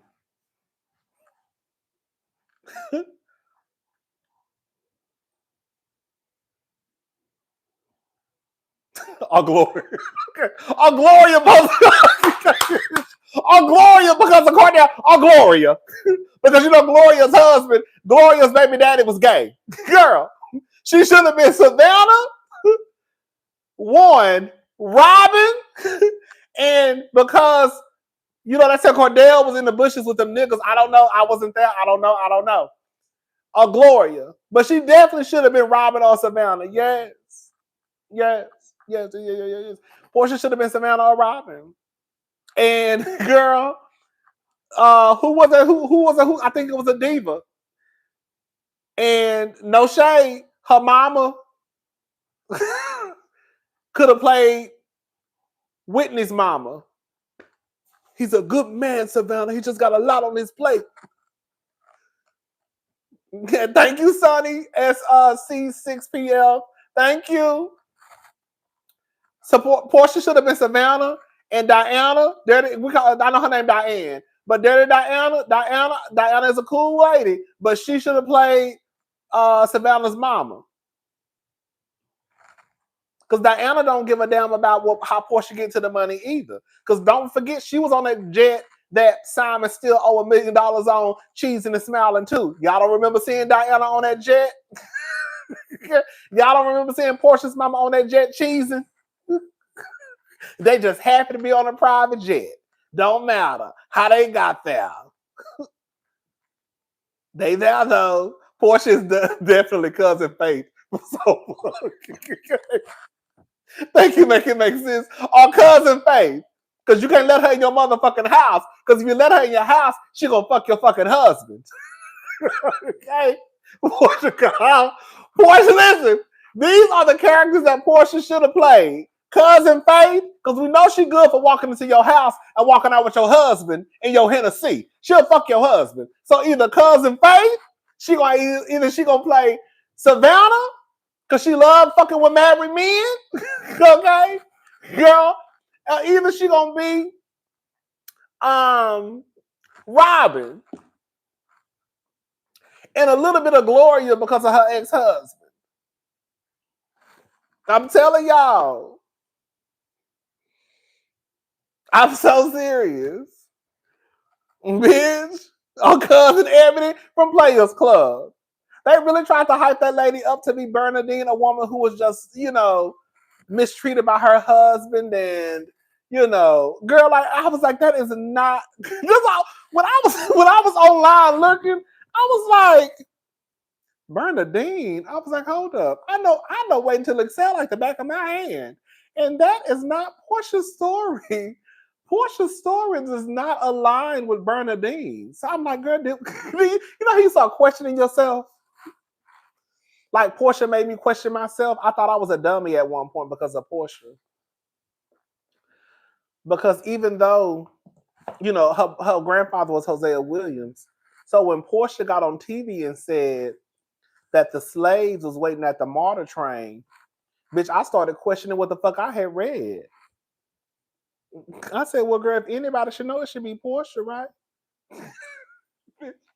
Porsha said that the slaves, she said that Harriet and Josephine and James and John, because that was she said Harriet and Josephine and Louise and James and John and Jimbo. She said that was all waiting at the motherfucking train. So when she said it, I was like, hold up. I was like, is that true? Bitch. Because Portia's granddaddy is Hosea Williams, so maybe she knows something that girl I ain't read. I ain't read that. Bitch, I'm sick of her. That's y'all girl. That's y'all girl. That's y'all girl. That's y'all girl. Girl, that's y'all girl. That's y'all girl. That is y'all girl. That is y'all girl. Thank you, Latanya. Thank you, Jeff. Thank you so much. That is y'all girl.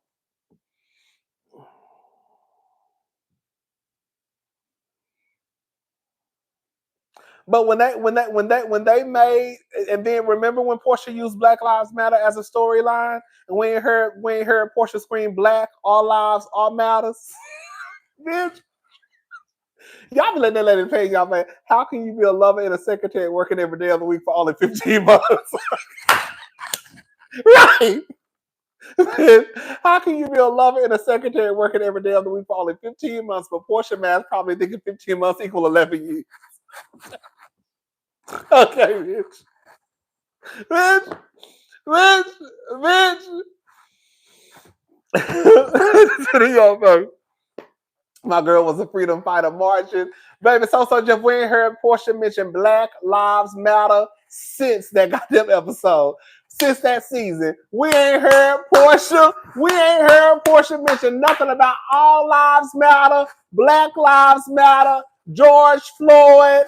Girl, we ain't heard her mention Trayvon. We ain't heard her mention Trayvon's mama. We ain't heard her mention nothing. She barely mentioned her grandfather, if we're going to be honest about it. Let me shut up. Thank you, Frozen Mocha. Happy birthday, cousin Rodney. I don't think you understand how much you brought to me, especially during moments when grad school be kicking my ass. I'm so happy I caught the live. Thank you so much and congratulations on grad school.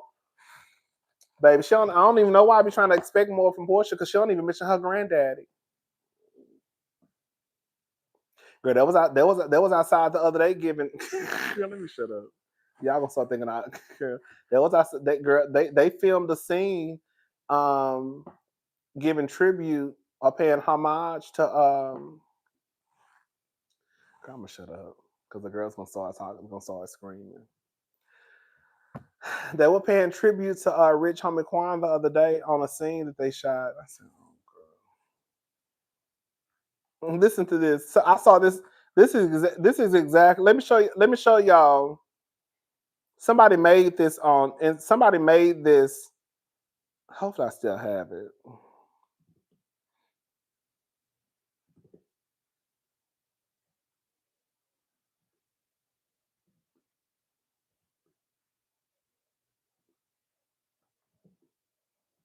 I got so much shit saved in my phone.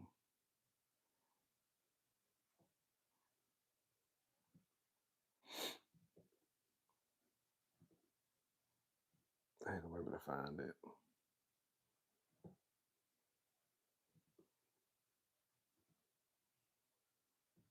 Never mind. Anyways.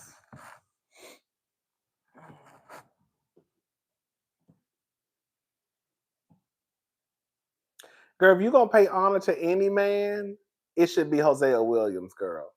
I remember, and that's how you know Porsha ain't shit. Porsha ain't shit. Hello, bitch. Porsha ain't shit. Baby, I mention my grandmother. Girl, I say something about my grandmother, girl, once every 2 months. Okay, my grandmother is not in the history books. So you couldn't tell me a motherfucking thing if Maggie Mitchell was in the motherfucking history books. Baby, the way I be walking around here with a whole motherfucking girl with a whole motherfucking organization in her name, you gonna tell me shit about Maggie? Hello? Thank you, MBZ Love. A just made it to the party. Happy mother loving birthday to Rodney, the mother loving voice. Here's another year of good vibes. Yes. My hubby just said, "Is that your cousin?" I said, "Is." Okay. Thank you. Porsha's new slogan is all coochies matter. Okay? Like I just feel like Porsha is so like if you're gonna hype up any man, it should be Hosea Williams, your grandfather who made the history books. But Porsha's so worried about trying to find a man that she just don't give a fuck. I knew Porsha didn't give a fuck about her grandfather's legacy on Porsha Family Matters. Y'all better go back and watch the season. I knew Porsha didn't give a fuck about her grandfather's legacy on Porsha's Family Matters. Porsha should be doing something in the name of her grandfather every fucking year on The Real Housewives of Atlanta. For me to be saying this, hello? Porsha should be doing something with a Hosea Williams Foundation every year on The Real Housewives of Atlanta. Every year. Even if it's only a 10-minute scene of them doing a drive, a food drive, clothes drive, something. But her grandfather's name should be mentioned every fucking season.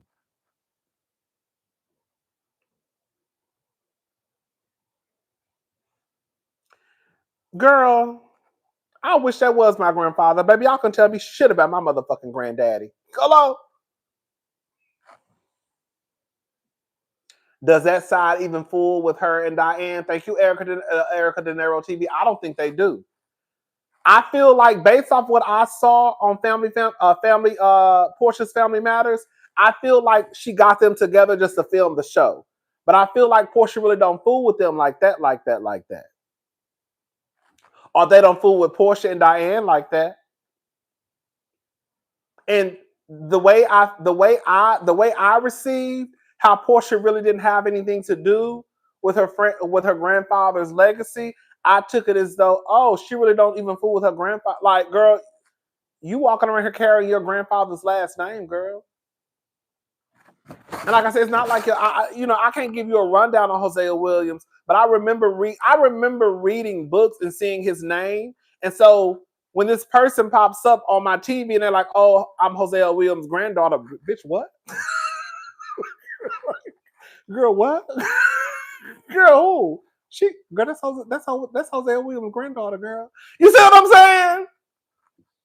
And I just feel like she never gave her. I just feel like she never gave her grandfather the respect that he deserves because she's so fucking nigga hungry and bitch hungry that's her only focus. That's Portia's only focus. If you gonna praise any man, let it be the man that's in the history books. You know what I'm saying? Let it be the man who you walking around here with his last name. If anything, but that's y'all girl though. I think it's disrespectful the way she do him, but I think it's very disrespectful. I do.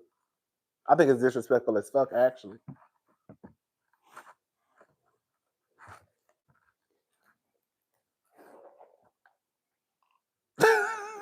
Somebody got to be driving the train, right? And I'm gonna be quiet. I don't want to talk about nobody's mama. I'll just say this: I think the person in her life don't give a damn about how she moves because I think that she lives through Porsha. I do. I do. I think she lives through Porsha, and I don't think that she cares. Like, it's like a Heartbreakers 2.0. Girl, whatever you got to do to get to the bag. Whatever you got to do to get to the bag, then that's what you need to do.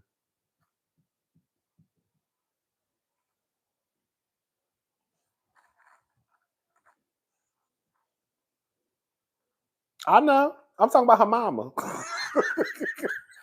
Somebody said Portia's dad is deceased. I know. I said the person who raised. I'm talking about her mama.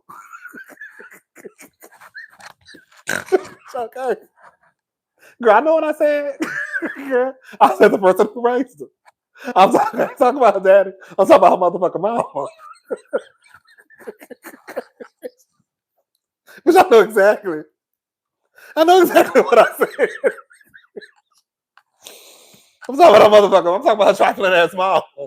I'm trying to be nice. I'm talking about her mama who's sitting on that motherfucking jet cheesing from ear to ear. Okay? That's what I'm talking about. Right? Now, I'm a little tipsy. Okay, I'm a little tipsy. But I know what I said. But I ain't talking about her daddy. I ain't talking about her daddy at all. I'm talking about that mama of hers. Okay? Bitch. The one who Cordell said was sitting in her bed in a large pepperoni. Was it a large pepperoni pizza? Cordell was disgusted, girl. Girl, Divine Alignment 2025. Okay. Ooh. Baby. Baby. Let me play this clip for y'all. This is. 50%. Oh, let's talk about what's the name. And Rodney's iPad. So let's talk about Kandi. Kandi was, I guess she was on her show with Don Juan, and they were talking about K. Michelle and Tami Roman. And they gave their thoughts on K. Michelle on The Real Housewives of Atlanta, and they also mentioned Tami Roman. So let's take a listen to that.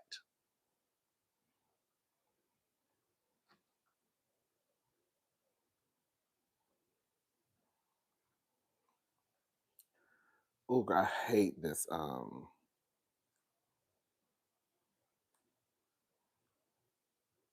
Is an amazing addition to the Housewives of Atlanta if she's going to be on the show. Okay, and why do you say that? Because K. Michelle is with the shits. Meaning, in reality TV, people get a bad rap. The people like Kenyans, the people like me, the people like your mama, the people like, we get a bad rap when we are no holds barred and we say what we feel and we say, like we get a bad rap. But everybody can't be the same, and you need people who aren't afraid to speak their mind. I think K. Michelle is a comedian. I think her reads are very funny. I think Housewives of Atlanta, to be honest, has missed a personality like that for some years. They've tried a few different people, but it always don't land like that. I think she's just naturally funny. And so I think she's a great addition if she's going to be on the show. I think it's weird that they have before said no to people that I thought would have been great for the show. They said absolutely not to people in the past from other franchises. I mean, it's one person that I still to this day think she would have been an amazing housewife. Tami Roman. Oh, for sure. I think Tami Roman should have been a housewife. Tammy to be on the show so bad. And they said no. When she left Basketball Wives, they said no. And I was like, she is an amazing addition. She would have been amazing. Yes. She doesn't mind speaking her mind. She's funny. She's like... as hell. Like, I think that was just the thing. And they said no. And so I think it was just different. So what do you think about now that they're open to it? I find it to be interesting. What I will say is, obviously over the years, there are a couple people that I would have suggested, but they always kind of like, we don't want anybody that's on another franchise or whatever. And they made it seem like it was a thing, like a rule that cannot be broken. That's how they use that. You know what I mean? So this was kind of like a surprise to me. I was really shocked by it. And then I see some people making comments online saying stuff like, "Oh, that's gonna make it too love and hip hop or this or that." What I will say is that I think K Michelle is gonna be good TV no matter where you put her. Anywhere you put her. Anywhere you put her. So I am curious to see how she mixes with the other ladies on the show. I think it would be interesting to hear how her music is displayed on the show. Absolutely. You know, and see who she get along with and who she don't get along. Absolutely. Now, hey Michelle. So y'all know, I love K Michelle. I think K Michelle is great TV. I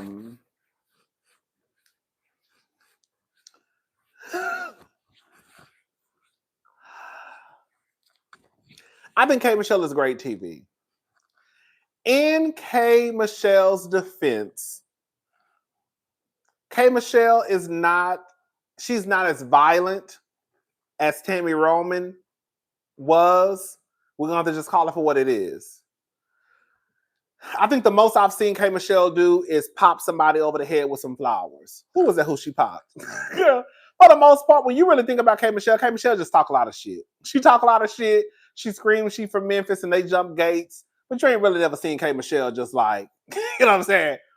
You ain't never really just seen K Michelle just like go toe to toe and throw bottles and, you know. So if I had to choose, oh, that was Mimi? I thought that was Carly. I was about to say Carly. That was Mimi? I thought it was Carly Red.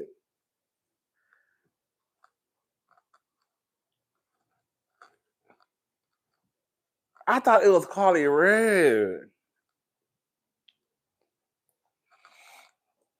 Now, for those who don't know, I used to put Tami up there with like the Kenya, the Nenes of reality TV. I did. I wouldn't have picked Tami to be on Housewives either. I wouldn't. Because based off of what Tami did on Basketball Wives, girl, I can't trust you to come over. I'm sorry. I'm not saying Tami. I feel like Tami, hopefully Tami is one of those people who can adapt to, changes. They don't want to say the quiet part out loud. The franchise has devolved to love and hip hop. Kay has thrown a lit candle at Shawty Lowe Jr. too. Oh, I forgot about that candle. Oh, she did. Well, in Kay's, okay, here I go defending K Michelle. In Kay's defense, Rashida was walking up on her. In her defense. I forgot about that candle. Oh, I forgot about that. I do not remember that. I swear I thought that was, girl, sometimes I be forgetting stuff. I thought that was Carly Red who she bopped. She hit, that was Mimi who she hit in the, Kandi and Don Julio are delusional. Mama Joyce is more iconic than Kandi. I don't care how successful she is. She's entertaining. She isn't entertaining. Her and the toys are not missed. Thank you, Isma. I would have said no to Tami at the time, just because of what I've seen her do on Basketball Wives. Tami was a lot. Baby, y'all better go back and watch Basketball Wives. Tami was a lot. A lot. So I could see how the casting director or the casting said absolutely fuck no to Tami Roman, but said yes to K Michelle. One, I do think now that Housewives of Atlanta,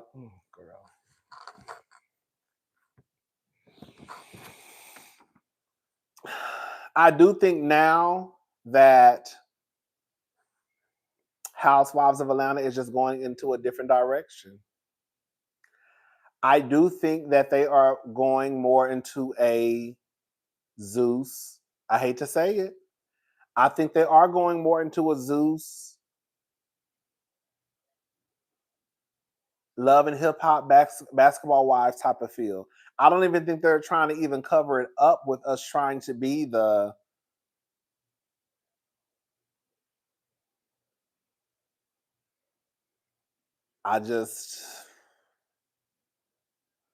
but yeah, I wouldn't have picked Tami either. I would have said fuck no.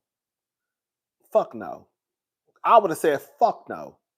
And this is coming from somebody who I literally started watching Basketball Wives because of Tami Roman. Because of Tami. But I would have said no too. Baby, Tami was a mess on Basketball Wives. Girl. I think they're going the Basketball Wives, right? There we go. I think that's really what it is. They're going the basketball, VH1 Basketball Wives, Love and Hip Hop Atlanta route. I think they think that if we can get, they're going for a younger crowd. Because the thing is, Tami bullied Keisha so bad she took her bag. Baby, she did. I think they think that as long as, I've been trying to tell the people it's a difference between your age and your maturity level can be completely different, right? So like not only, like when Nene and the girls started, they were in their 40s, I believe. Well, late 30s. Well, Kim said she was in her 30s. Like late 30s, early 40s. But it wasn't the same like Porsha and her friends. Does that make sense what I'm saying? So even though Porsha and her friends are now in their 40s, it's not the same thing as when Nene and her friends were in their 40s. Like it's two different groups of girls. It's two completely different groups of girls. Like when Eva was on the show, Eva was in her 30s, but Eva still fit in with them. That's why it's not always necessarily about their age. It's just about your maturity level and like how do you fit in with this group. Like the route they're going down now, and I told y'all this. Y'all better go back and watch my shows. I mean, my reviews. I said, girl, if Portia's ever in charge of the girls, I know exactly what route they're gonna go.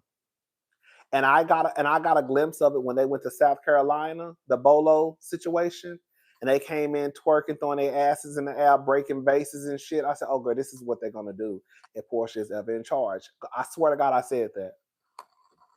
I didn't lie. Last year, I said, girl, oh, this is going Love and Hip Hop. This is Love and Hip Hop Atlanta. And now they literally have someone on the show from Love and Hip Hop Atlanta. But I think they are purposely, I think that the producers, I think that's the route they want to go.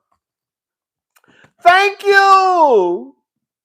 Thank you, Soul and Sugar. Hey, cousin, here's a little birthday shing-a-lang-a-lang. Yes, you're the best. Thank you so much.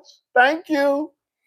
But I think they're purposely going this route for Atlanta. I don't like it.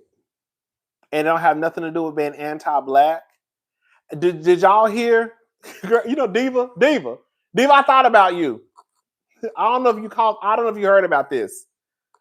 Andy said a couple of weeks ago that when they were shooting Potomac, that Potomac wasn't even supposed to be a housewife show. And I remember you always saying they need to take Potomac from the housewife umbrella and make it his own show. I don't know if y'all saw this. Andy Cohen came out and said like a week or two ago that when the housewives, when they were like, I guess filming or shooting for the housewives or trying to do, I mean not housewives, Potomac, that Potomac wasn't even supposed to be a housewife show.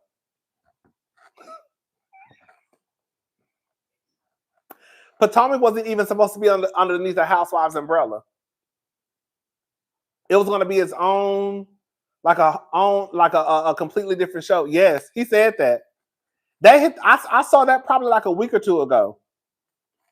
And I thought about you because I know you always used to say they need to remove Potomac from the housewives. They need to remove Potomac from the housewives. So when he said that, I was like, oh my God, Deepa been saying that shit for like years now. But yeah, Potomac was not supposed to be the Real Housewives of Potomac. It was going to be like a own, just another show. It's like, the girls of Potomac. I don't know what title. I don't know the name of the show, but yeah. But then they decided that makes so much sense because they broke. But I guess they decided at the last minute to just make it a housewife show, but it wasn't supposed to be a housewife show, y'all. But yeah, they're going a different route because no one lives in Potomac. Okay. I think the only one that lives in Potomac now,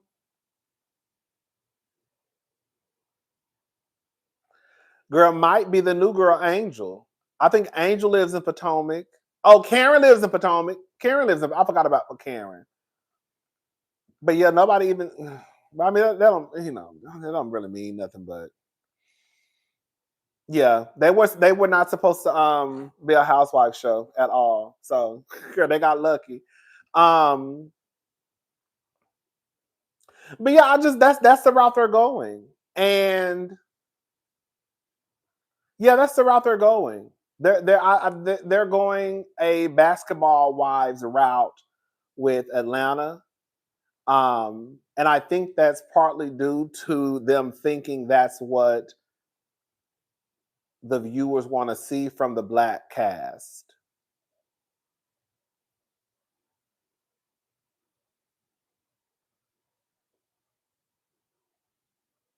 Yeah, that's what's happening. They're taking it a basketball wives, love and hip hop route because at this point, girl, it's clear as day. It's clear as day.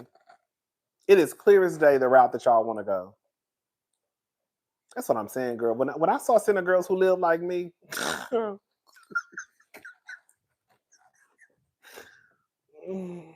when I saw Center Girls, when I saw Center Girls Who Live Like Me, I saw girl, get off my TV screen. Girl, you ain't doing nothing I ain't doing. Girl, you ain't doing shit I ain't doing, girl. Get off my TV screen. Thank you for the laughs and the joy you bring to the cousins. Happy birthday. Thank you, Latricia Joy. Thank you so much. Thank you. I think Giselle live in what is it called? Bestima? Girl, I can't pronounce those cities around there. But Bestia. Happy birthday, cousins. Thank you, Kimmy Kim. Is that how you say it? It was supposed to be about Jack and Jill, but the organization shut them down. Mm.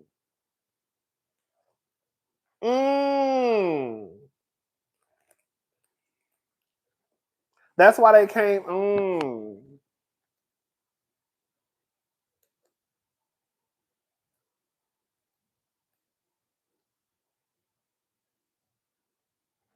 Girl, somebody just said that it wasn't. I'm from DC. It was supposed to be based on Jack and Jill. Okay.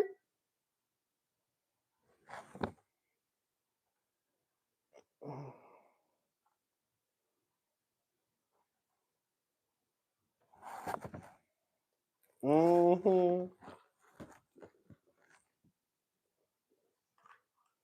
Yes. RHOA.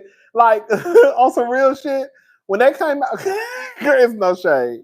When they came out with that promo shot, that promo picture last year, I said, "Oh, okay." And then they hired Bang Bang.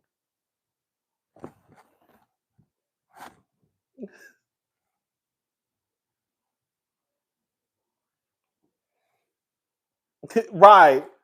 It makes sense because the first season of Housewives of Potomac was about etiquette. So and now that y'all are saying that,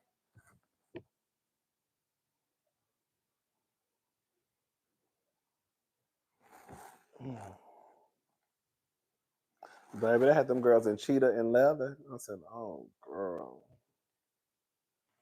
I said, "Oh, girl." She was online earlier, y'all. I don't know if y'all know that.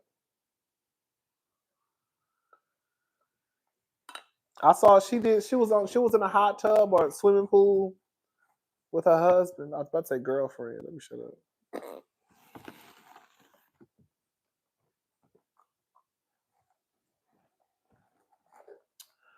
Um, do I think Kenya is coming back? I mean, do I want Kenya back? Yeah, but I don't know how Kenya gonna fit in with these girls.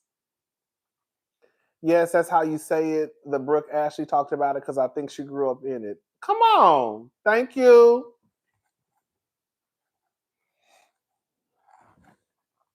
Um, I don't know, like I don't know, because like to me, Cynthia doesn't even fit in with them. Cynthia looks like the old woman hanging out with the young girls. That's what Cynthia. Like maybe if Cynthia had like Kenya, maybe if Kenya was there, Cynthia was there, and somebody else, and it would probably kind of like,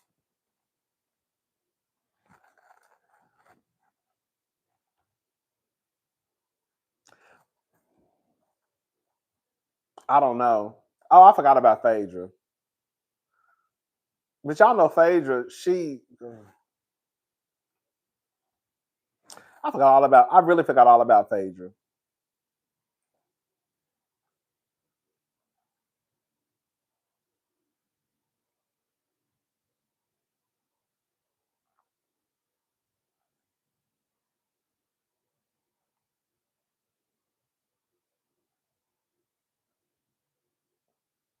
Yeah, Cynthia don't fit. She really doesn't at all. And it's sad because we fuck with Cynthia, but Cynthia don't fit. And I feel like even as a friend last year, I feel like Cynthia didn't do enough. I think she likes her role as a friend, though. I do.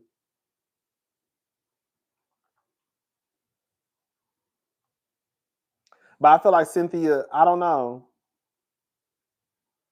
But okay, still running my mouth. Excuse me.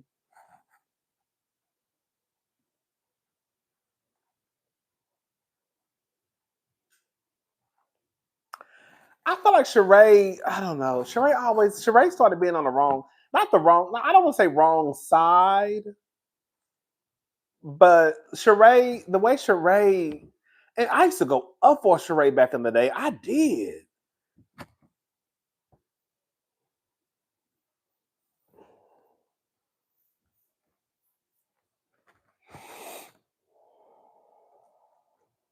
But I don't need to see Sheree. I don't.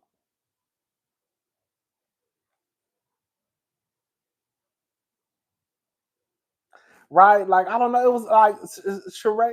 Like I think another thing too that I probably not dislike because I still like Sheree, but I kind of like started looking at Sheree sideways when she played lapdog to Kim Zolciak. I did not girl. That's why I say like y'all be wanting to play a goddamn the lapdog to the wrong. Like girl, I don't know. I'm not been on lapdog for nobody, but I mean, girl, some people I can understand. You know what I'm saying? Like I just don't get like when y'all be lapdogs to like whack ass people. I just be like, ugh, girl. If you're gonna be a lapdog, at least be a lapdog to like a bitch who like, girl, is a mover and a shaker. You know what I'm saying?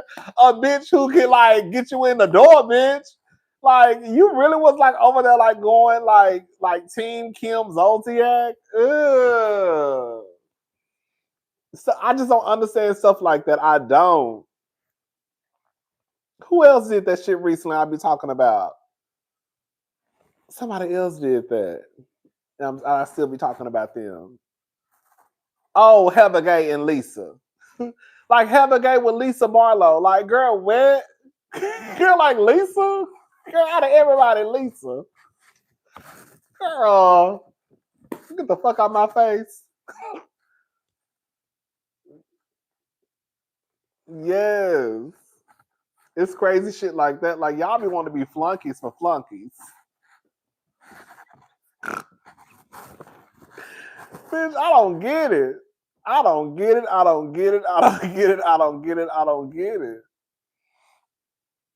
Even with Shamia and Porsha at one point, Shamia should have been wearing them girls out left and right at that reunion.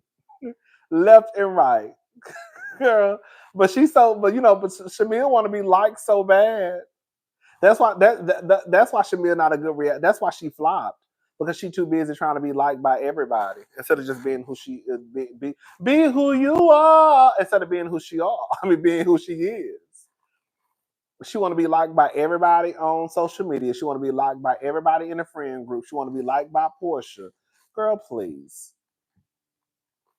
The best reality stars are the ones who don't give a fuck about what nobody got to say, aka Kenya Moore. Okay. AKA Dr. Heavenly.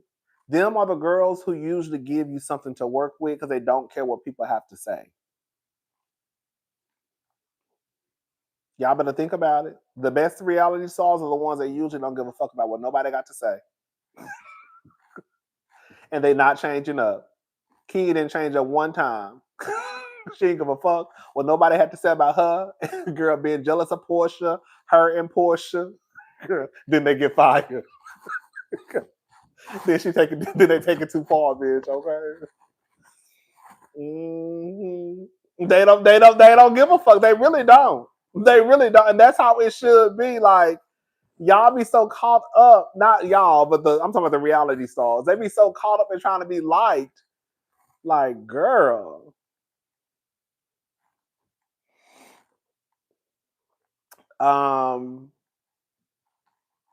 Yeah, I don't think Kenya thought that through with the whole picture thing.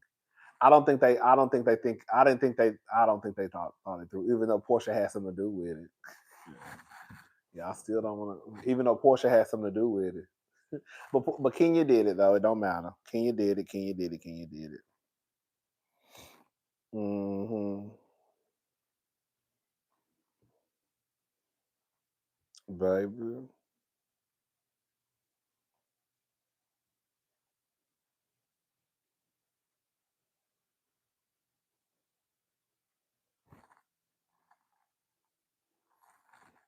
Porsha said at the reunion that she was on the phone. Yes. Porsha said at the reunion that she was on the phone with Kenya trying to figure out how they were going to put this information out there. Y'all don't remember Porsha saying that at the reunion?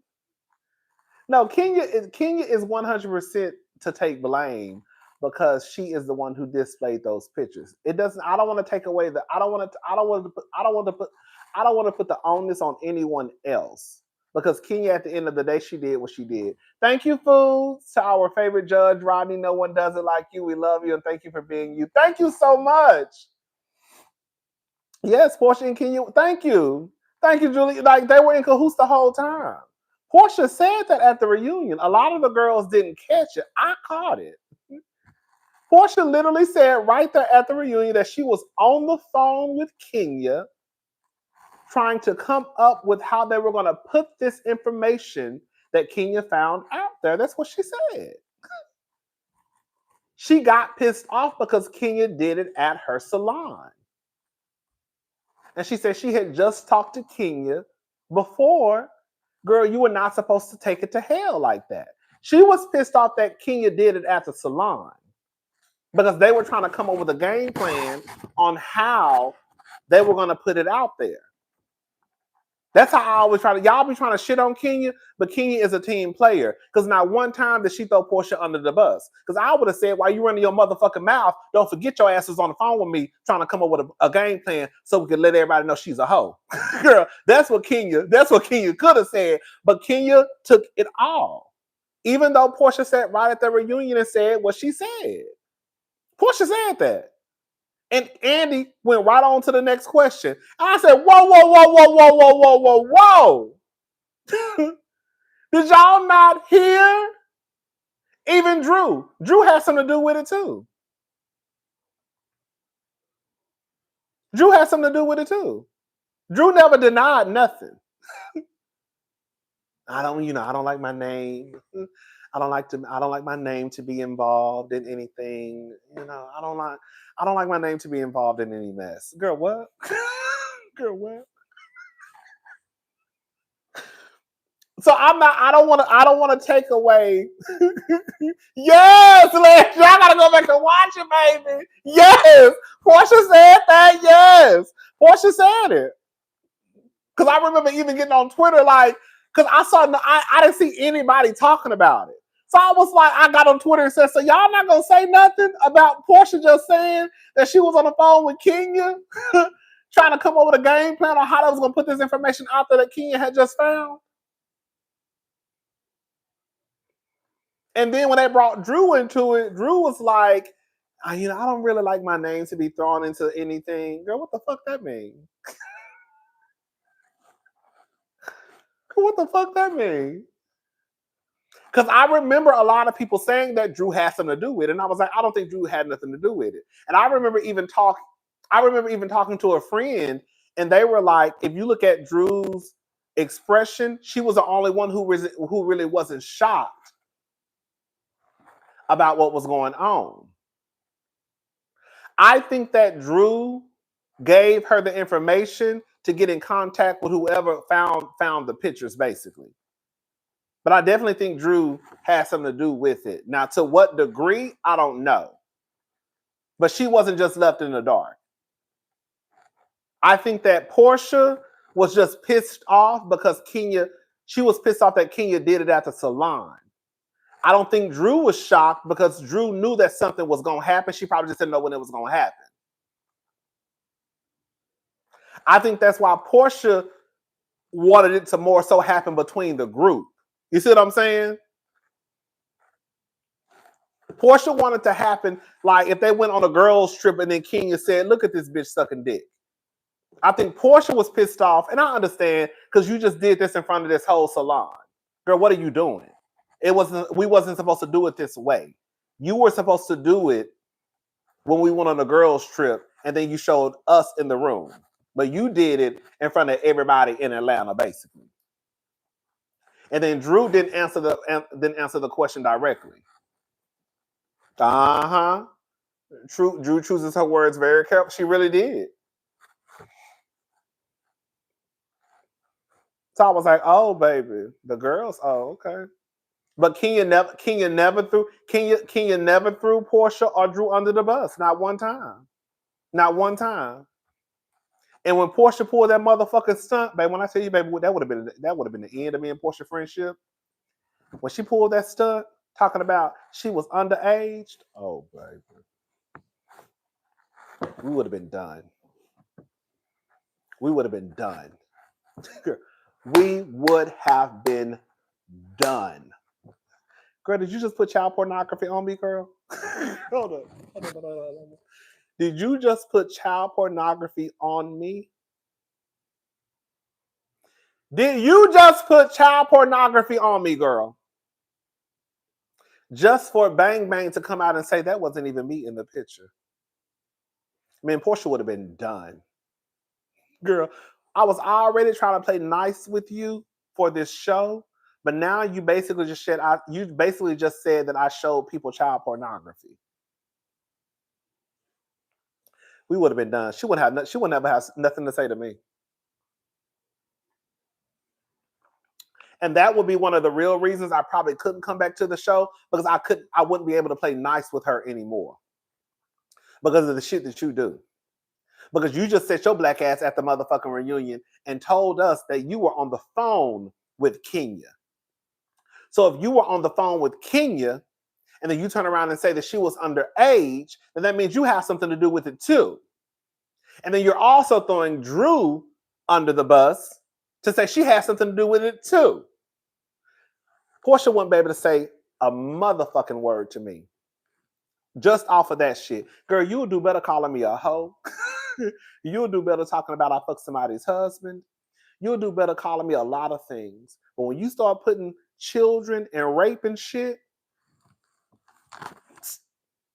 we're done. Girl.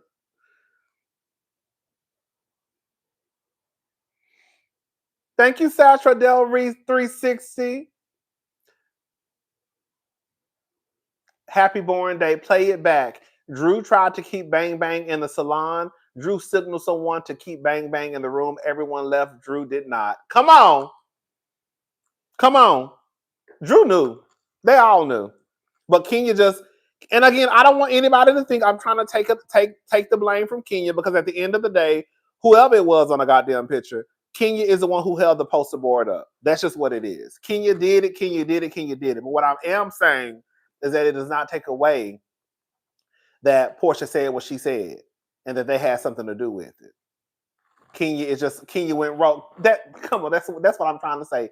Kenya just went rogue. There we go. That's what I'm trying to. Y'all know sometimes I'm a little long-winded. I'm a little long-winded over here sometimes. That's what I'm trying to say. Kenya went rogue. Kenya went rogue, and they just was all like, "Bitch, it was not supposed to happen today. You did it at the wrong time." And Kenya just went rogue, and that's just what it was.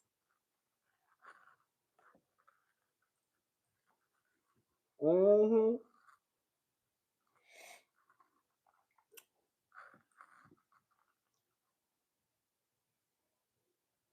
Baby.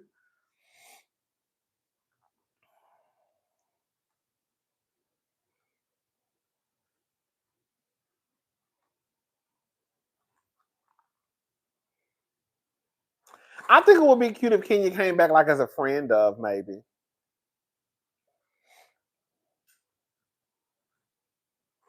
Thank you, Frozen Mocha. We truly never appreciated Kenya's ability to put her differences aside for the good of the show. Kenya was my girl. I support women's wrongs. And Kenya never threw them girls under the bus, not one time. Not one time did she throw them under the bus. That's why I say that Porsha is a dangerous friend. Because bitch, if we over here, you know what I'm saying? Like, bitch, if we over here trying to get the shit together, why are you online talking? Shut up. like, what the fuck are you doing? like, that's why I couldn't be her friend. Because we over here trying to take this bitch down and you fucking it up because you wanna what? And now you saying she underage. Oh girl, I can't be your friend no more. I can't be your friend no more. I can't be your friend. I can't be your friend. And she's like, I love Kenya, and Kenya knows that. Does she? Girl, not the way you moving. Not the way you moving. And then you probably got so much Hennessy in your goddamn system, you done fucked around and told on yourself at the reunion. You know?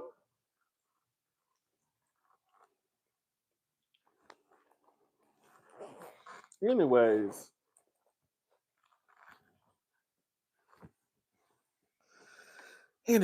But yeah, shout out to Porsha and Kenya, girl. At the end of the day, it doesn't matter, girl. Kenya gone, Porsha still on the show. girl. K Michelle there, Bang Bang gone. Slutty, Miss Slutty there. Poor with and the other girls. Hmm.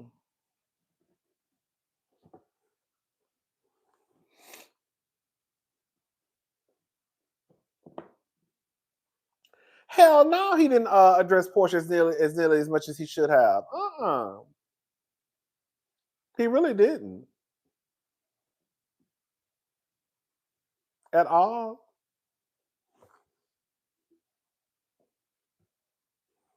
Did y'all see that clip from Kay from Potomac when Kay gonna get mad at Angela? Not Angela, Angel. I like Angel. Angel is cool.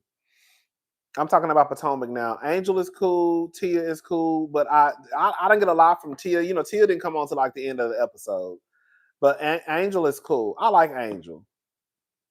You think the cast is boring? I thought the first episode. Y'all, girl, y'all know I like to be fair, but you know what's so crazy? My friend didn't like the first episode either.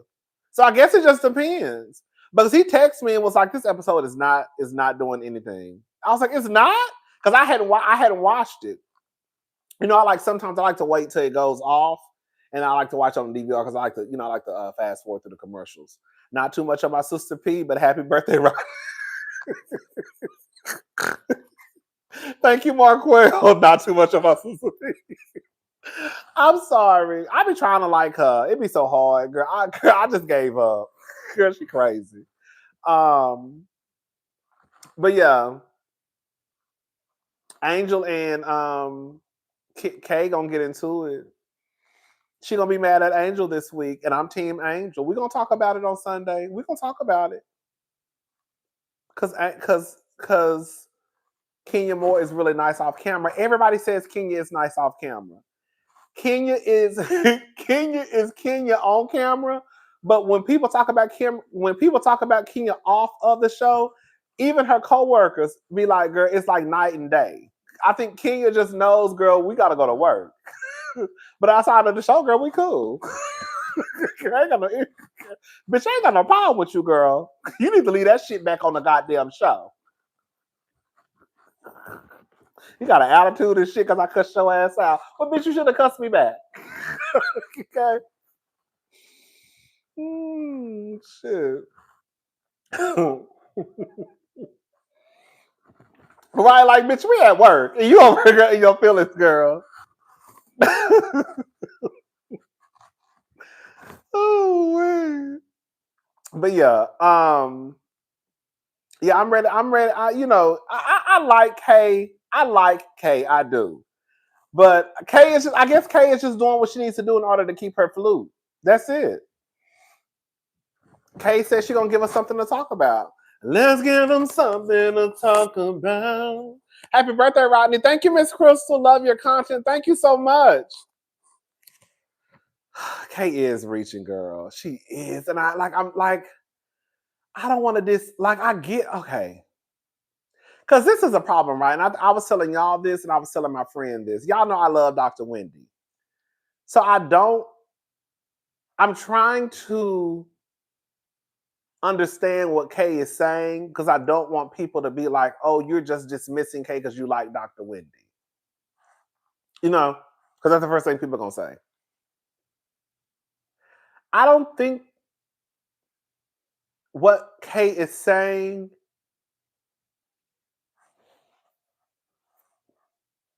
is a problem, but I think she's making it bigger than what it is. I do. And like I stated earlier,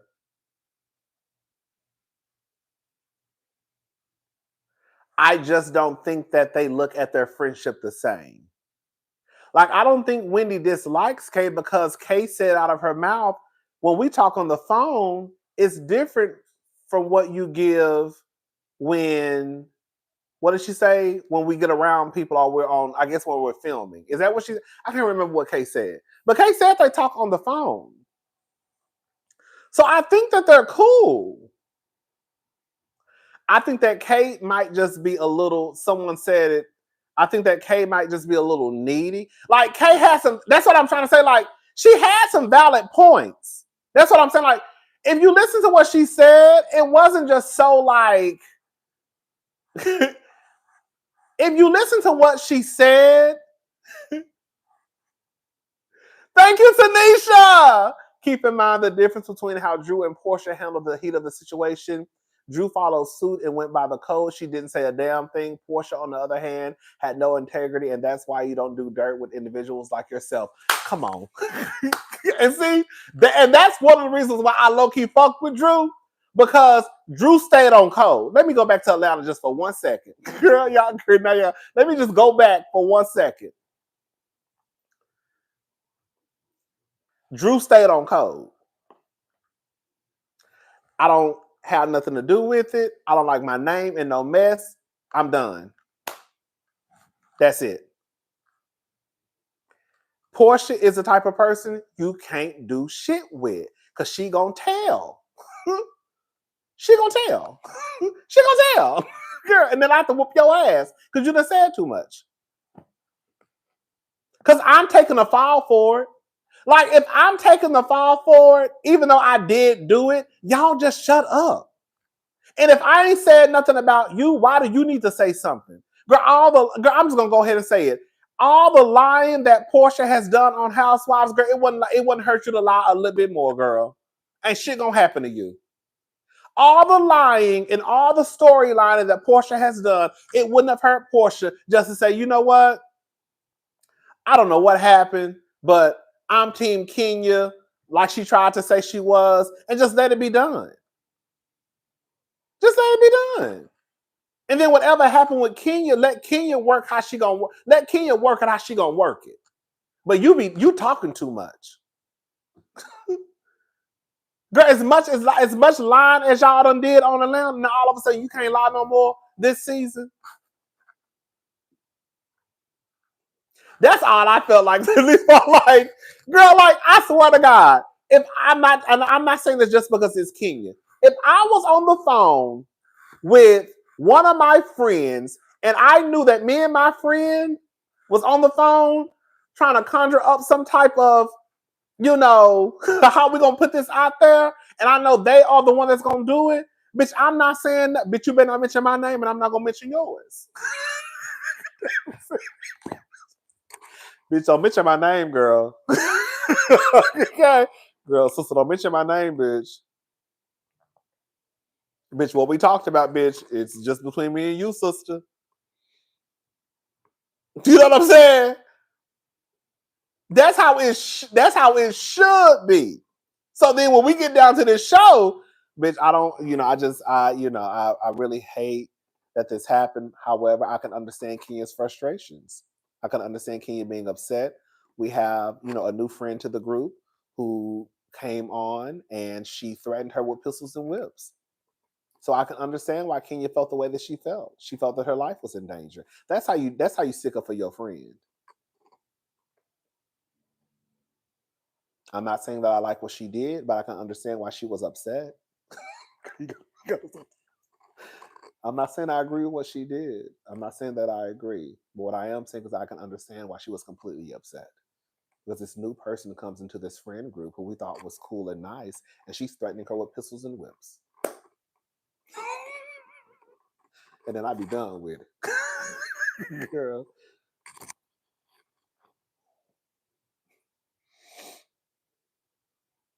You know what I'm saying? No, I ain't got nothing else to say. I ain't got nothing else to say.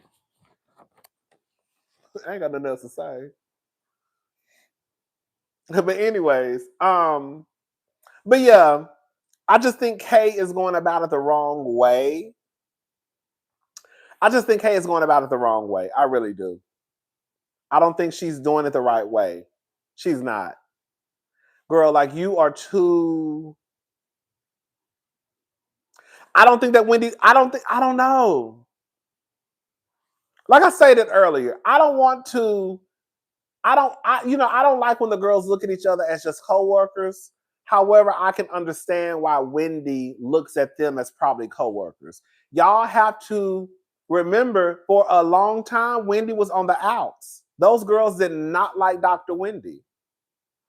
It was literally Candace and Wendy versus the entire group. And this is season after season after season. So at some point, I can see why Dr. Wendy kind of looked at them like as co-workers, like, I don't fuck with them hoes like that.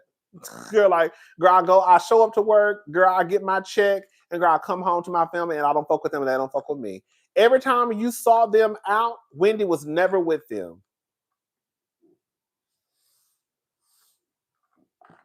Every time you saw them out, whether it was Mia, Giselle, Ashley, Robin, Sharice, NECA, you never saw Wendy with them. Okay, and Wendy's okay, and Cameron still don't like Wendy. Okay. So again, I can see how at some point Wendy probably just took it for what it was. Like, okay, girl, they don't fool with me and I don't fool with them. I think that Kay is creating a problem with Wendy. Do I think she really cares? I think that's the problem. Do I think that she really cares? I don't know. I don't know. Because I don't know these women at all. At all. I think that Wendy and Candace had a clear understanding of their friendship. And I don't think it was no love lost. The only time we saw Wendy and Candace ever hang out, or whatnot, let me take that back. The only time they posted pictures of them hanging out, because they can hang out all the time and we just don't know about it, was at the end of last season when everybody thought Candace was about to come back. And guess who Wendy started hanging out with? At the end of last season, I think a day or two after the reunion wrapped up, who did we see hanging out with each other, taking pictures together? Candace and Wendy. And we all thought that Candace was about to come back to the show because y'all have not at least posted pictures together. Or at least that the blogs haven't posted the pictures.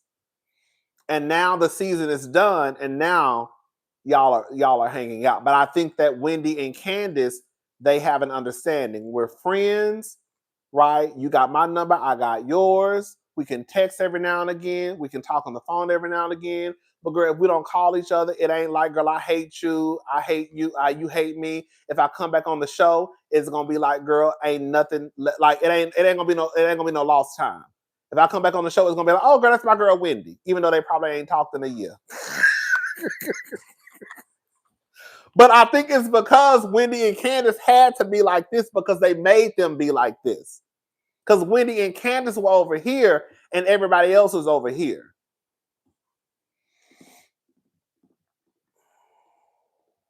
You know what I'm saying? So,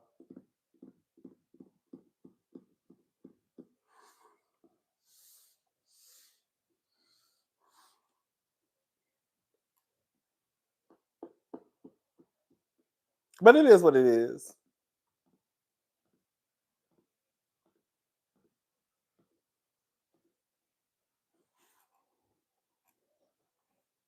I haven't even watched. I don't know anything about Miami. I said I wasn't gonna watch because I wasn't getting my nerves worked up. Mm-mm. Excuse me. Come on, dying too. Girl, they say Stacey breath stink, honey.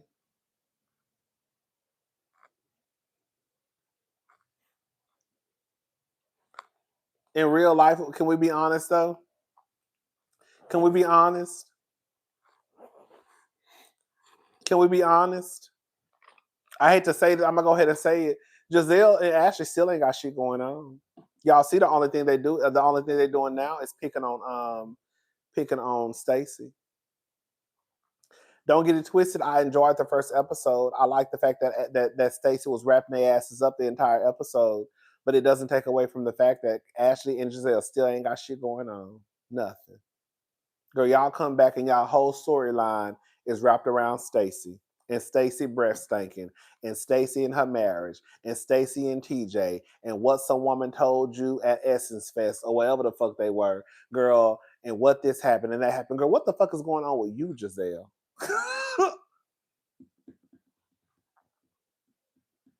Ashley, you a whole bisexual woman. But you know what I'm saying? What's going on with you? What cooch you eating out? Girl, or what dick you sucking on? Let us know. Y'all so worried about what's going on with Stacey. And like I said, y'all the last two who could girl, say, baby, when I tell Giselle and Ashley can say a goddamn thing to me. Girl, the only person that could probably really question question Stacey is probably Wendy.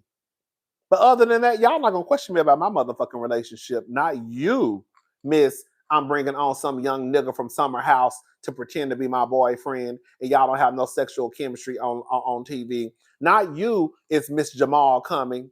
Okay, I mean it's Jamal coming. It is the same playbook with it. It is the same playbook. It really is. It really is the same playbook. The only difference now, the only difference is the person that they're going after. Now it's Stacey. Y'all still ain't got shit going on. Y'all still ain't got shit going on.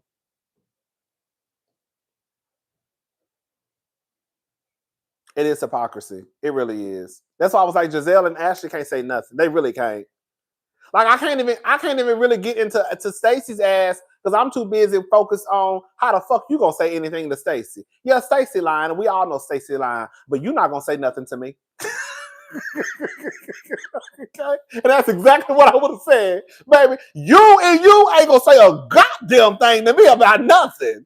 Not missing took you 5 years to get a divorce.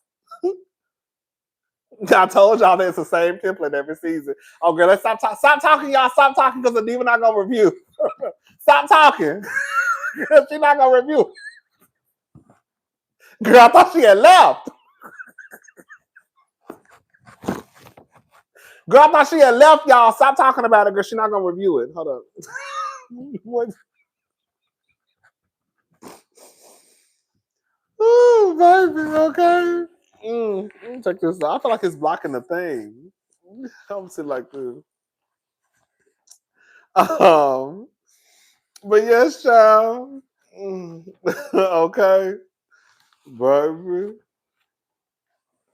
But yeah, It's just like y'all really don't have nothing going on. Like I said, I love the episode.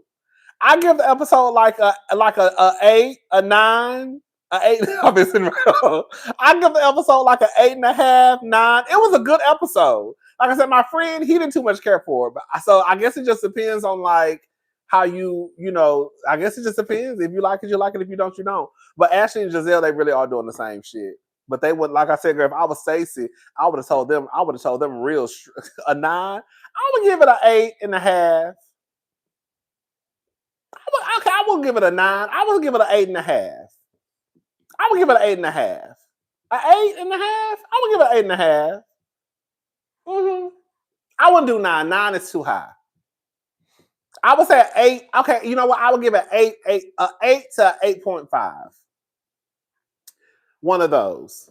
I wouldn't go lower than 8 though. I thought it was a good episode. I did. A 7? Ooh. Y'all, oh baby, y'all a tough crowd, baby. A 7? Oh girl, y'all a tough crowd, baby. God damn. Y'all might as well just said the motherfucker shouldn't even came back. Girl, because that's what it sounded like to me. Yeah, hold up.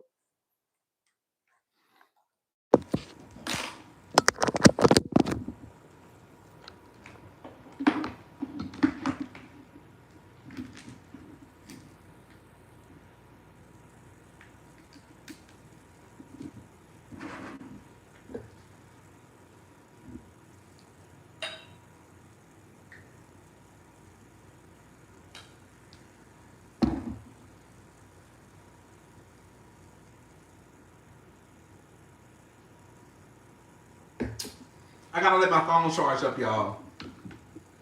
So I have to take my microphone off. So it may sound a little far away-ish. We just need about 10 minutes so I can give it a little bit more juice. But yeah, I wouldn't give it the girls and boys saying 7, 7.5. Y'all are a tough crowd. I would give it an 8. The lowest I would give it is an 8. I wouldn't go lower than a 6.5. God damn. Y'all want the bitches to do magic. Shit.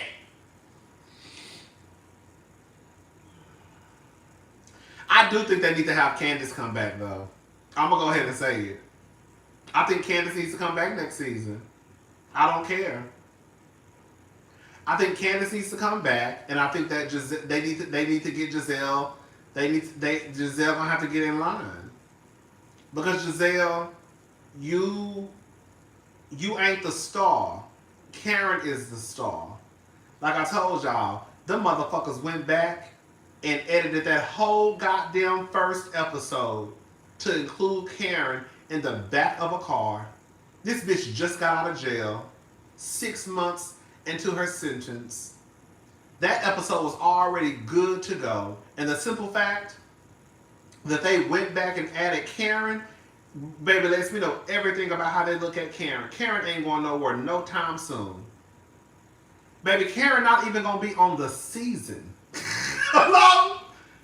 Karen not even going to be on the season. Girl, they might add that bitch the last episode to go ahead and try to, shuffle her on in for season 11. But they added Karen in the back of a motherfucking van. They had this much footage of Karen. Girl, Karen is the show. Karen is whack to me. Girl, the girls do not like Karen. I like Karen. She's a drunk, but that's my girl though.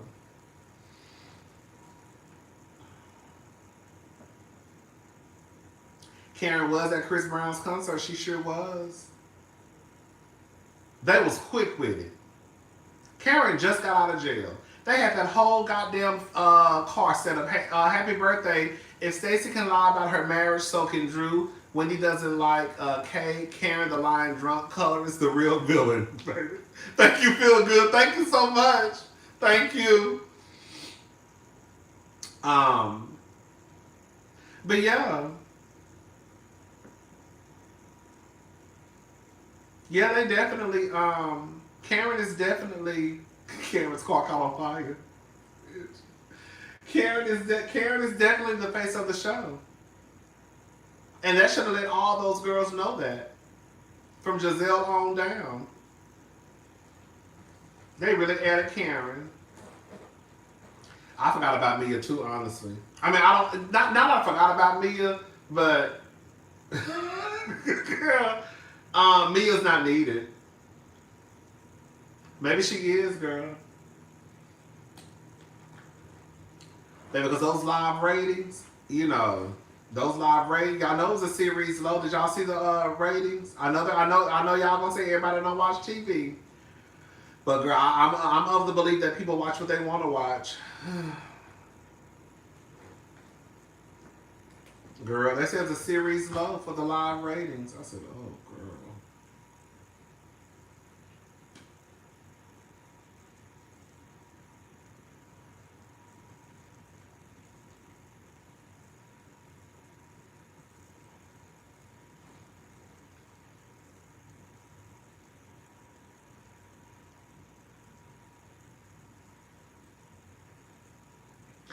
Oh my God! Thank you so much, Mimi. Thank you, thank you, thank you, thank you, and thank you, Latanya. Thank you. Oh my God! Thank you so much. Thank you. I do want Candace to come back next season. I do. I do. I want Candace to come back. The only thing that I don't, the only reason why okay, I will say this. I don't want her to come back because, okay, let me be fair. The only reason why I don't want Candace to come back is because I know that her and Giselle don't like each other. Okay? And if she comes back, it won't do any. The show will go backwards. The show will go back. Thank you, Mimi. The show will go backwards. As far as the beef between Giselle and Candace. I think the only way they will be able to do what Wendy and Giselle has done is I think the difference between Wendy and Candace is I think that Candace really looked at Giselle like as a friend, and I think that I think that Candace never really got over the stunt that Giselle pulled with her husband. You see what I'm saying? I think for Wendy, I think once Wendy cussed Giselle out, just Wendy was done with it. Like, okay, bitch, I cussed your ass out. You don't play with me no more. You see what I'm saying? And that's why I think that for Wendy, I don't think she just gives a fuck about Giselle like that. I don't.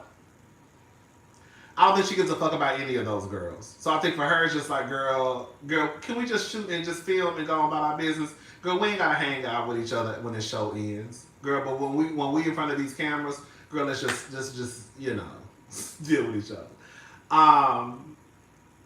Even though I would never change my mind, Wendy and Candace have been wanting to move as she should, okay? Bitch, because she cussed Giselle ass out. And that's why Giselle never liked them, if we're going to be honest. Giselle never liked Wendy or Candace because Wendy and Candace cussed her ass the fuck out. And Giselle is used to doing what the fuck she wants to do with people on this show and them not really wearing her ass out. I think Giselle and Candace really did a number on. Girl, I think Giselle and Candace, the way they cursed her out, it really did a number to Giselle. I really do believe that. I believe that them cursing that lady out, I don't think Giselle ever recovered from it. Because I think that Candace and Wendy, they meant it from their gut. You know how when you cuss somebody out, you be like, girl, get the fuck out of my face. But you really don't mean it. You know, they might not say it, like, they might not take it like, girl, get the fuck out of my they really cursed Giselle out. Girl. Like, and I don't think Giselle ever recovered from that. But I think that for Candace, I think that Candace really was hurt by Giselle. I think she really was. So I think for her, it's going to take a little while longer for her to get over the situation between her and Giselle versus Wendy. Because I think that Candace looked at her as a friend. And Candace really thought that she wouldn't do no shit to her. And girl, she learned, girl. Baby, you ain't off limits, girl. I would have cussed her ass out too when they gave a fuck about it. Baby Giselle was pissed. Baby Giselle was pissed. Giselle ain't never got over it. She still, you know how I know she not, and you know, I'm gonna take this much. I'm gonna say this much for Giselle. I'm gonna say this much for Candace and Wendy. Candace and Wendy, unpopular opinion, I can't take Candace seriously until she cusses Karen out. I will never forget she actually tried to get her fired. Ooh, we're gonna talk. Let's talk about that next. Let's talk about that next. Thank you, Feel Good. I really do believe that Candace could have moved forward with Giselle, but Giselle tried to play the victim. If y'all go back and pay attention, Giselle, Candace, and Wendy were willing to move forward with Giselle. Giselle didn't want to move forward with Candace and Wendy. And then remember when Candace let it be known that that Giselle was trying to ice her out when they were in Austin? Y'all gotta start listening to the girls. When they were in Austin, Candace said she thinks that if she gets y'all not to talk to me, then I won't come around. She said something like that, I'm paraphrasing. Candace basically let it be known that Giselle was trying to ice her out again, because be very clear, they was trying to ice Giselle, they was trying to ice Candace out season 5. Ooh, girl, let me shut up, girl.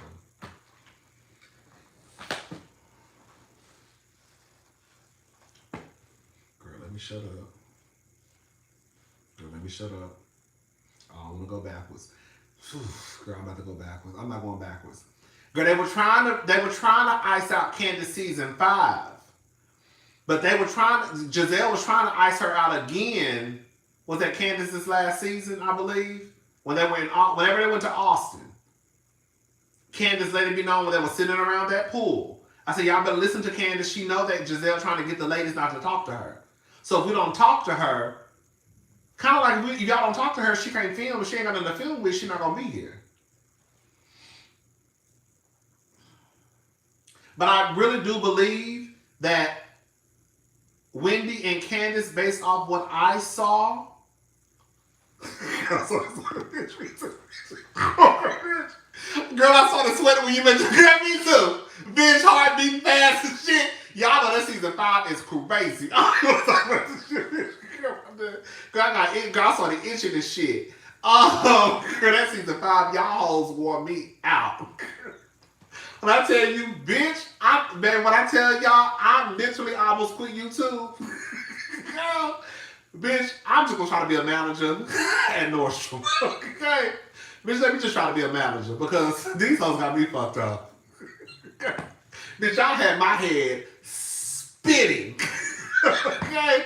Bitch, I thought I was in a whole alternate universe. I really did, girl. I was like, bitch, this shit is insane to me. Like, I don't know what I'm like. I don't know what's going on. But if you go back and if you watch, Wendy and Candace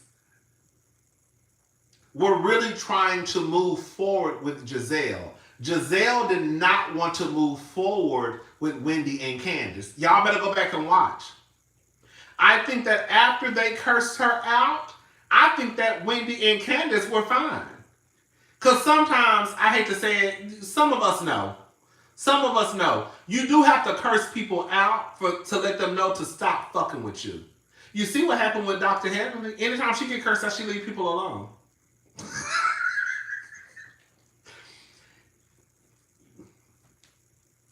So I think that for Wendy and Candace, they had to curse Giselle out like, girl, now I'm good. Just don't fuck with me no more. Right. It really take one good time. Girl, like, don't fuck with me no more. Now we can move on forward with this show. But Giselle wanted to be the victim. And Giselle was not a victim in any of those situations at all.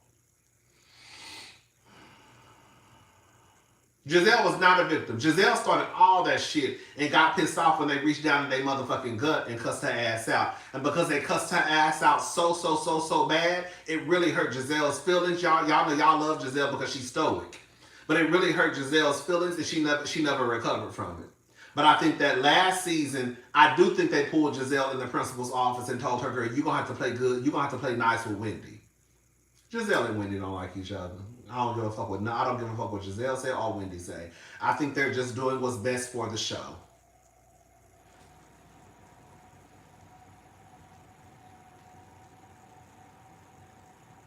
I don't think they fool with each other. At all.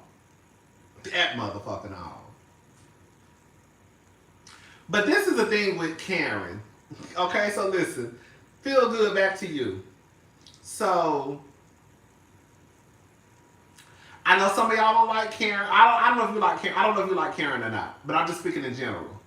I know some people don't like Karen. Some people don't like, we like who we like and we don't like who we don't like. And I'm not saying this just because I like Karen. Because I don't necessarily understand it. But I feel like it may be an age thing with Karen. That's why I always say that Karen really is in charge of the girls. Because no matter how much I can look at a situation, like, Candace, you stupid, Robin, you stupid, Wendy, you stupid. For whatever reason, I can't say it, Karen.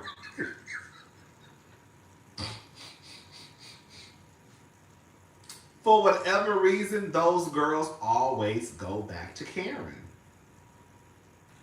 For whatever reason. And I don't know if it's because they look at Karen as a mother figure. I don't know. I feel like with Candace, I think Candace really did look at these girls as like, these are my friends. And then she realized, girl, like, and I think she said this, girl, these are not my people. Girl, like, these are not my people. Like, I thought they were my people, but these are not my people. I think she really did look at them as like, we cool. I don't know if y'all remember this, but Candace had Karen speak at her fucking anniversary party. I think right after her mother or before her mother. I don't know if y'all remember, girl, I don't know if y'all remember this. Karen spoke at Candace's anniversary party.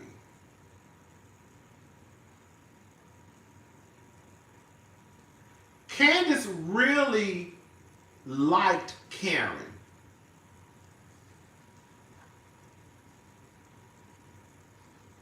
She really liked Karen. To have somebody speak at your anniversary party, girl, girl, you really fuck with her.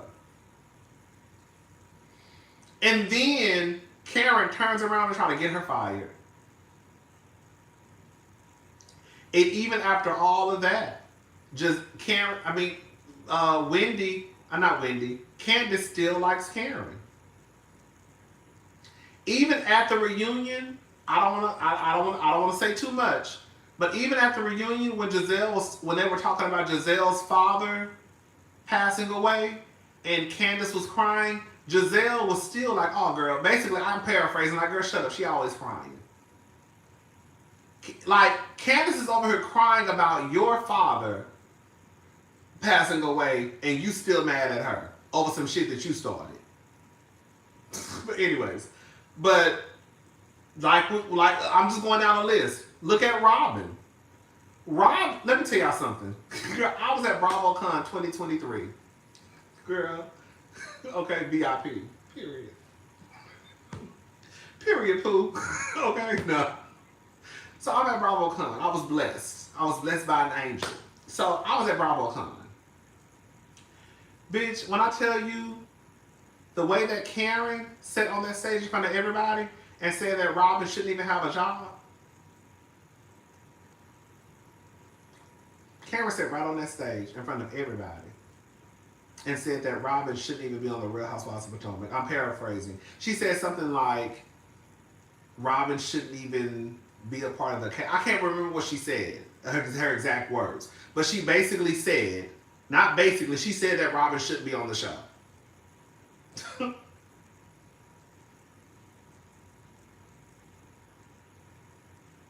And Robin and her still made up.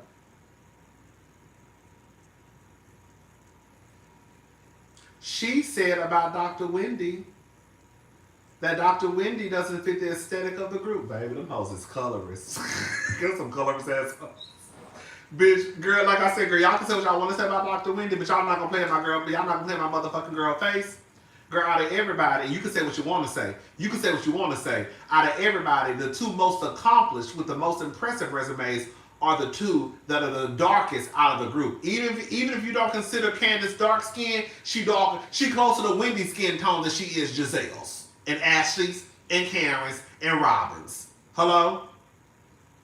The two most degree, baby, with the most impressive resumes happen to be closer to my skin color than theirs. And the simple fact that Karen, who asked only could name she worked at Taco Bell, had the audacity to say that she was not impressed by Dr. Wendy. Girl, you are a hating at... You's a hater. If you're not impressed by Dr. Wendy, who has 4 degrees, a political commentator, a professor, hello, and then we know that people love to have families. She has a husband who's also degreed. Girl, 3 kids. Girl, what are you impressed by? What are you impressed by? Because off the rip, just off her resume, that's enough for anybody to be like, oh, okay, well, Miss Thing ain't playing no games.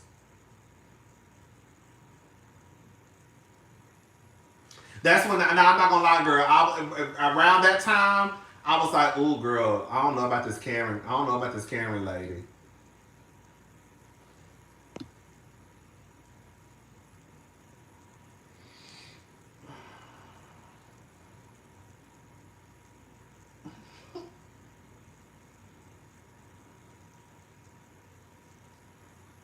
Do I necessarily care now? No. Because, you know, I live by the motto now, girl, if they don't give a fuck, I don't give a fuck. Girl, if y'all don't give a fuck, then I don't give a fuck. I do think that when Karen comes back next season, I don't think that Wendy gonna fuck with Karen. At all. I do feel like Wendy might finally stand on business with Karen as far as a friend. Because even the first episode, what did she say? That's someone who I used to look at as a friend. I think she done with Karen. Wendy, you better stand on business season 11. I know we just got started with season 10, I'm just saying. You better stand on business season 11 with Karen. If not, girl, it is what it is, girl. I don't really care. But yeah, I'm saying all of that to say, no matter what Karen has done to these women, no matter what she has said to these women, for whatever reason, they always find their way back to Karen. I don't understand it. I don't get it. Because if it was me personally, and in the words of the diva, bitch, I forgive like the mafia. I don't play those games. Baby, it took me 10 years to get over my college roommate fucking around over me over the rent. So y'all know. But y'all know I don't forgive people like that. Bitch, if you tried to get me fired, if I was Candace and you tried to get me fired, and you know this is the check of the check of the check of the check for most of us on this motherfucking show, baby, Karen would have a fuck thing to say to me.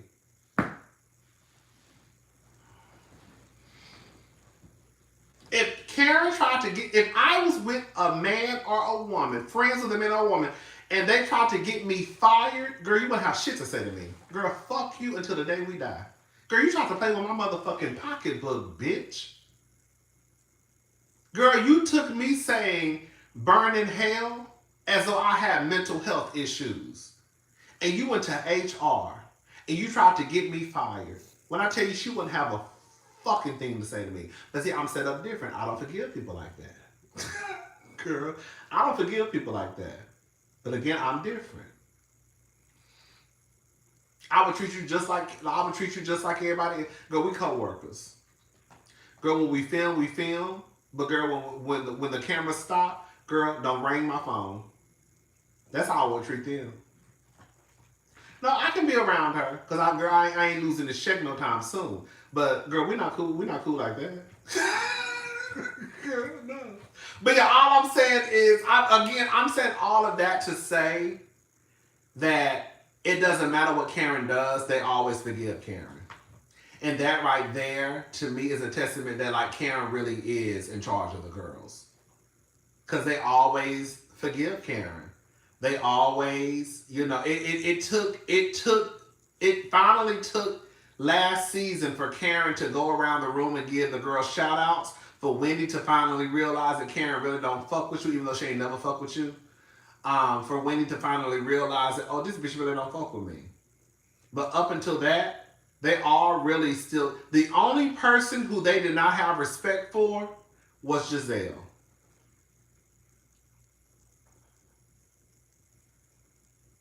And I don't know if it's because Karen is the oldest that they have some type of level of respect for Karen, but they never really went toe-to-toe with Karen the way that they could have, and the way that they should have, the way that they went toe-to-toe.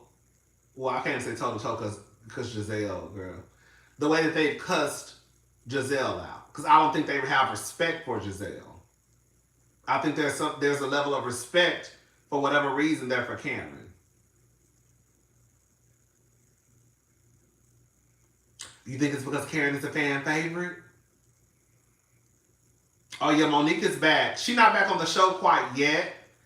But she's back this season. I don't know what episode she's gonna be back, but she's coming back.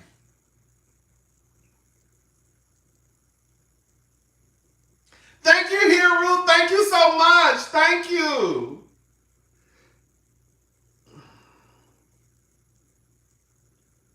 Girl, I'm trying to stay on until my actual birthday. My actual birthday, y'all, is not until 11/11.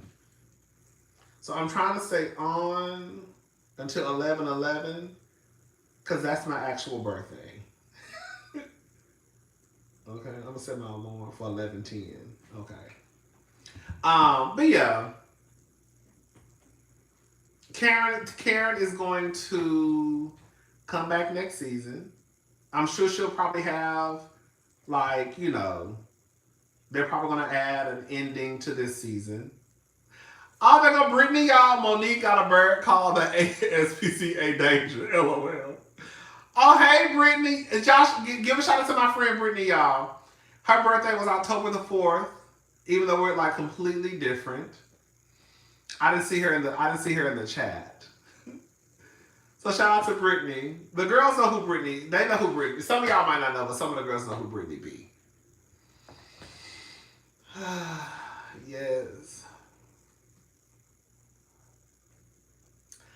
Monique wasn't bad to me. Monique was a little fake.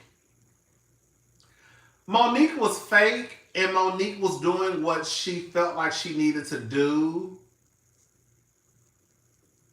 No, I just told a lie. I just told a complete lie. Monique was fake. And Monique was showing up as someone who she thought was supposed to be a housewife instead of just being herself. I've said this, I'm going to say it again. Monique even said she was hood. I think Monique is hood as fuck. I think Monique reminds me of a Monica, like the singer Monica. Angel of Mine, Brandy and Monica. She reminds me of a Monica. Like, she can probably turn it off and turn it on, but deep down she hood as fuck. That's what I think Monique is. But Monique don't want to be the hood girl, which is fine. But that's who I think. She reminds me of a Monica who like is hood, but she can turn it off when she turn it off. When it's on, it's on.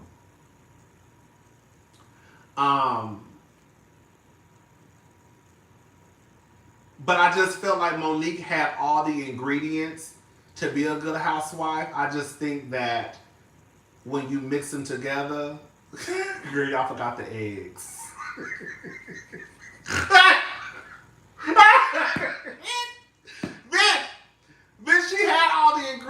but y'all forgot the eggs when y'all saw that when y'all saw them spinning the cake together. And we baked it. We said we forgot something. This cake didn't turn out the way it's supposed to turn out because she was missing the. She had all the ingredients except for one. That's what it was. Monique had all the ingredients to be a good housewife except she was missing that one thing.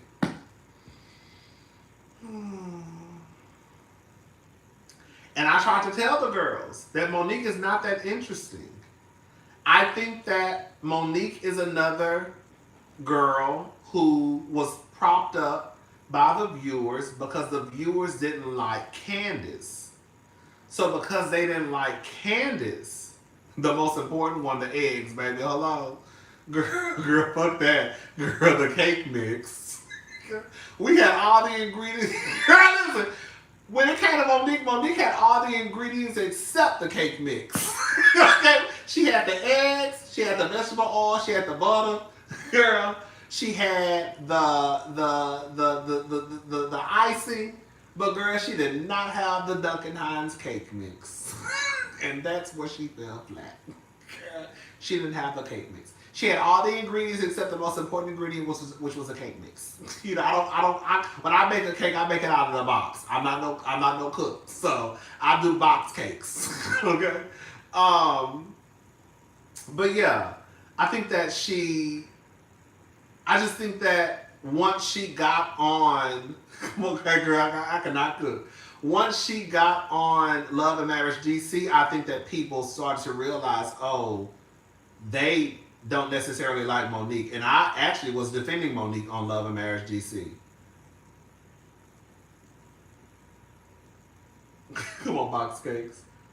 Because at that point, I think that just like Porsha on Porsha Family Matters, we can't blame Candace on what we see. Now it's only you. Like Porsha. Now we can't blame Kenya on you. Now, like, this is just you. Even though I have been saying about Monique is not that interesting, y'all. She got the job because she fits the bill. She lives in Potomac. She has a rich husband. She has the kids. She has the money. She has the 4 homes. But she's not that great of a housewife. And I think that once she got on Love and Marriage DC, I think a lot of people started to see that. When Porsha got on Porsha Family Matters, I think a lot of people saw, oh, Porsha is a problem. But I have been saying this stuff from the get-go. You see what I'm saying? I thought it was 11/11. But yeah, I think Monique is cool. She cool. But I think that she's fake.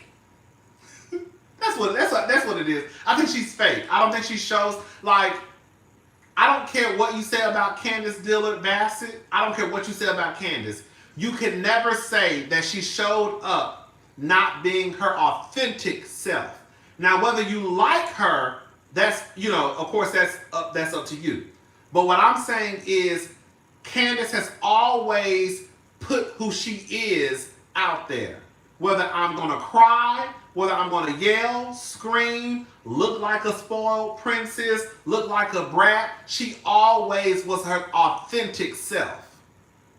She didn't try to put on for the cameras. That's the difference. So you base your opinion off of the real Candace. Oh, it's 11:10. Okay. You never base your opinion off of a fake Candace, because that's who Candace was. You can never, ever, ever, ever take that away from Candace. She showed who she was through and through. Now, again, whether you liked who she was, that's just on you. But she showed up her real self. And she never changed at all. She cried season, 3? And she cried her last season. She cried. When did she go on season 3? She cried season 3, season 4, season 5, when she got her ass whooped, season 5. Season 5, season 6, season 7, season 8. Okay? She cried every season. Oh, it's my birthday. Yes! Okay, so it's a officially my birthday. Thank y'all so much. Yes, my official birthday is 11:11 p.m. Central Standard Time. Yes, October the 8th, 1982. October the 8th, 1982, 11:11 p.m. Yes, come on. Thank you, Razzie497. Here's a laugh for you. I was watching RHOP with my 5-year-old niece. Comes in the room, sees Ashley, and said, "What's wrong with her head?" I said nothing. She just got a big forehead. Then she said, "Why?"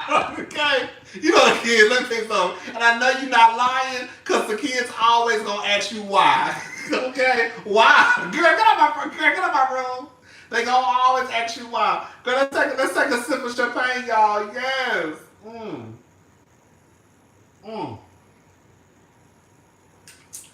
Baby, it's my birthday.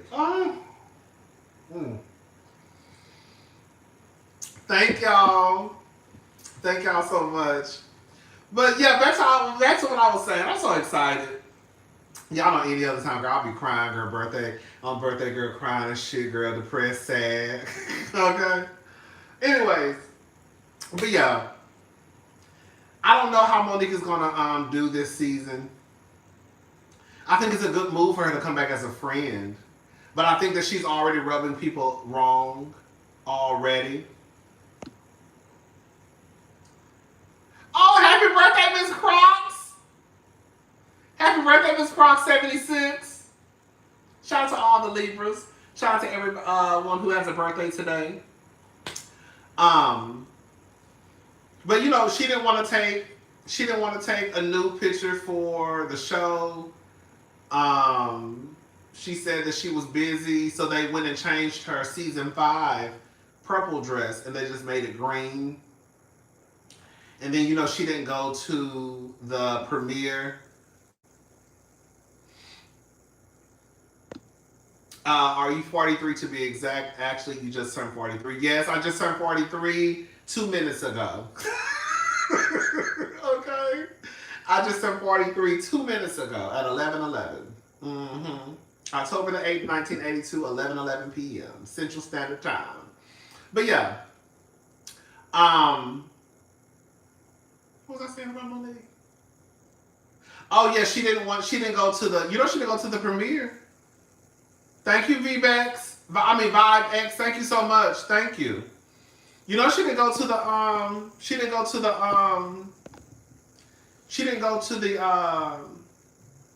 premiere. When they had the watch party, whatever. She didn't go.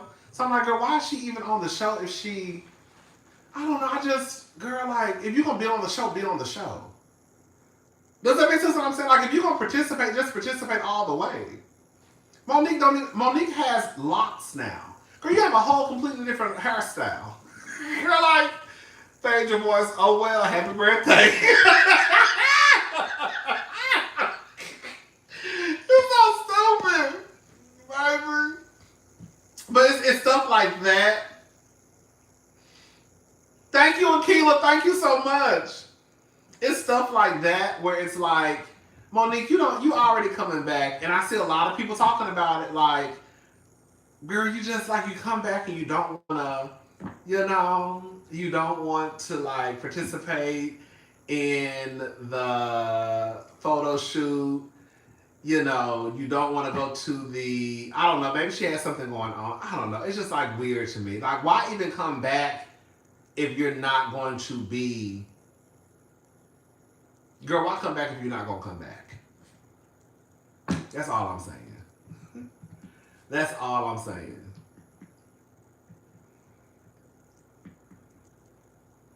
I'm sure she came back for that little check. I'm sure she did. I'm sure she did.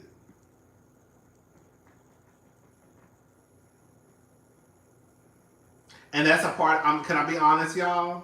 Can I be honest? A part of me feels Monique does. She is busier and better than. Wait. Monique does. She is busier and better than. Thank you, Resme497. Thank you so much. A part of me feels, I don't know. Like I said, I love the first episode. I give it an 8. Okay, I give it an 8. I give it an 8.5. I give it an 8.5. I give it an 8, 8.5. One of those. But a part of me feels like for Monique to have been brought in later in the season, I'm kind of skeptical about how the season might turn out. You know, in my head, when y'all keep hiring people, girl, when y'all keep when they did, y'all keep hiring people, girl, towards the end of the season or the middle of the season, girl, that mean that I feel like that's an indication y'all really ain't got shit going on. Or maybe that's how they wanted this to be. Maybe they wanted to say, you know what, we're gonna do this, and then in the middle of the season, we'll bring back Monique. So then we could end the season with that. Maybe that's how they wanted it to do. Wanted it to be. Maybe. But I'm gonna watch. You know, we'll be here. And let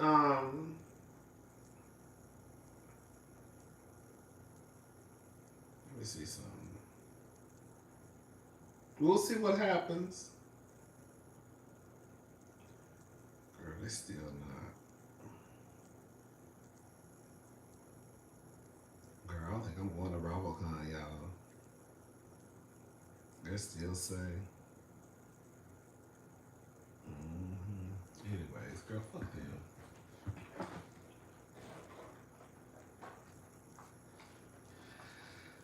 She really not. Y'all made Giselle that girl.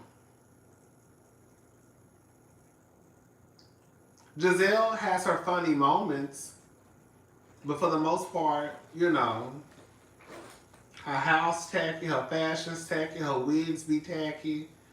Giselle has literally gotten by her entire life of being light-skinned with green eyes. I'm sorry. I hate to say it. I hate to say it. I hate to be the one to break it down to y'all. And I think that's why she's okay, because Giselle has always been propped up due to her physical looks. But when you start to really pull back those layers, baby, she ain't got no home decor, no fashion sense, no, her wig still look a mess season 10. Girl, like she like, and y'all hype her up to be this girl that she's just not. She's just not. She's just not. Giselle is not that girl like that. She's not. She just not. She just not. And I'm never gonna change my mind on that. I don't like nothing about Giselle's. And it's so crazy. I like Giselle season 1. Her wigs were a mess. But I like Giselle. I started thinking Giselle was mean. I do not like, when I start thinking you mean in real life, like, girl, like, I'm not no mean person. Like, I like to laugh, and now, bitch, I can be mean. Okay? Let me stop lying. Now, I can't, everybody can be mean. But for the most part, I feel like I just like to laugh and kiki and giggle. Like, I just like to laugh. Okay? I started feeling like Giselle was mean in real life. Like, girl, is she mean in real life? Like, when I start thinking you mean in real life, I'll be like, oh, girl. Not like you have mean moments. Not somebody piss you off and you have to get their asses together. Like, but for the most part, you good to go. You even, you know what I'm saying? Like, you just not a mean person. Anybody can be an asshole. Anybody can be, well, not some people. Anybody can be a lot of people can be assholes. A lot of people can be bitches. You know, a lot of people can be mean. I can be all three of those things. But for the most part, I just like to laugh and joke and kiki. I started looking at Giselle probably season 6, 7. I can't remember what season. I was like, Giselle might be mean. Like, I was like, is Giselle mean in real life? I was just like, she was like, I think Giselle might be mean. Like, girl, you got me. Girl, I thought you were just a bitch on the show. You know, sometimes a girl, you been thinking they just a bitch on the show. Like, I thought you were just a bitch on the show. Girl, you a bitch in real life? Oh. Girl, okay, girl. Oh. Girl, bitch, I'd be scared to say something to you at BravoCon. But I used to go up for Giselle. I really did. But I also think, too, a part of Giselle and her downfall with me is I think that because people prop Giselle up in a way where I felt like she didn't deserve it. Like, the fact that people consider Giselle the queen bee of Potomac is absolutely insane to me. It's insane to me. It really is. It really is. It's just insane to me.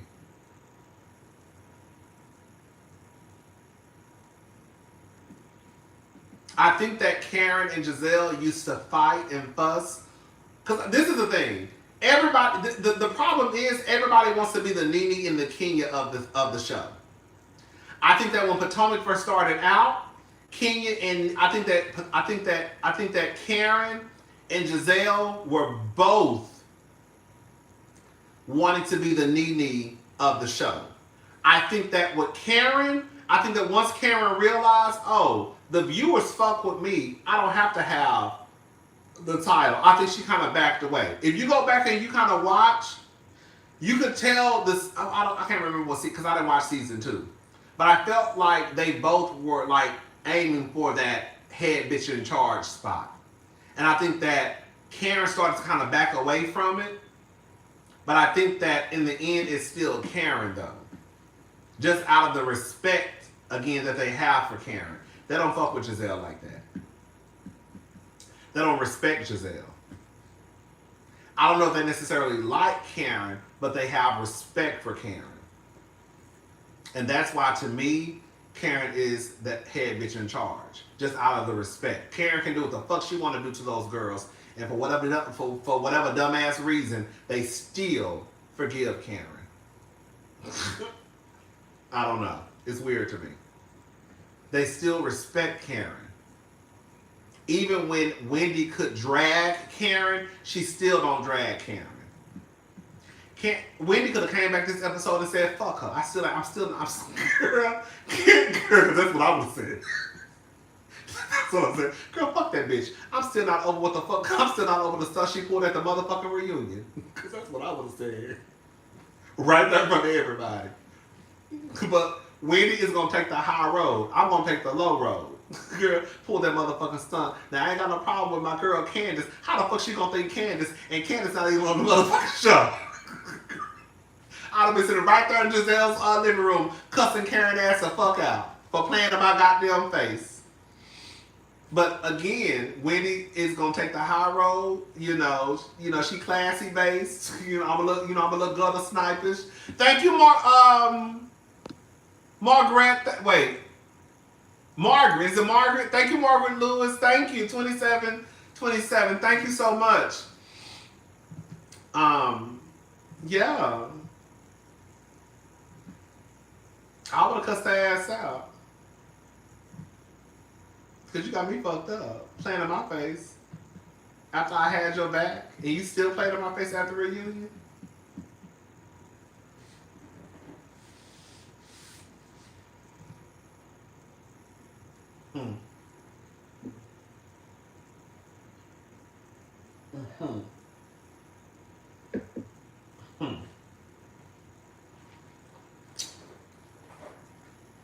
Thank you. Thank you. Girl, we about to get off in a little bit. I wanted to bring in my birthday with y'all officially. So I stayed on until my official birthday. My official time of birth. But yeah. Child, we've been on here since 8 o'clock. Child, I've been drinking. I'm hungry again. I'm about to go over here to heat this food up. And I'm gonna watch the Real Housewives of Salt Lake City. And then I might I get some shit. I might take my nieces out tomorrow for my birthday. Ain't that crazy? Oh, it was the sweetest thing, girl. They wrote me. I'm not gonna talk. Girl, I literally almost started crying on the phone today. Girl, they made me birthday cards. It was so sweet. Sloan said one of the sweetest things. It was so sweet. She read me the card on the phone.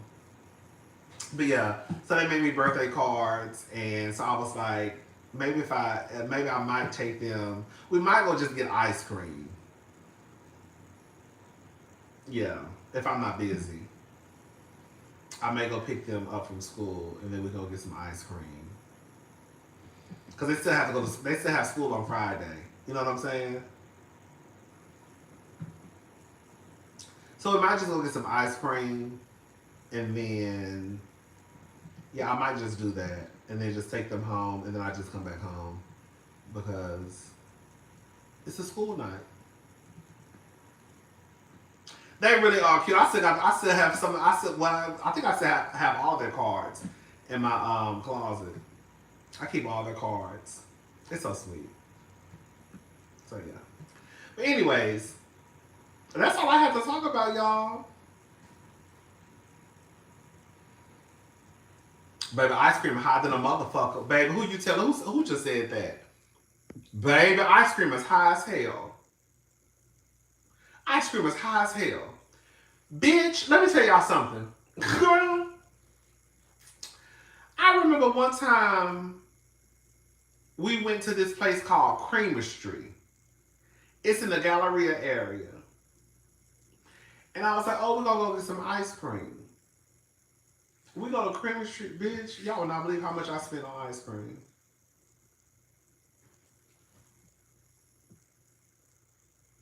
Now, mind you, when they charge you for every, like you start out at a base, and then they charge you for every ingredient that you get. Bitch, I spent almost $60.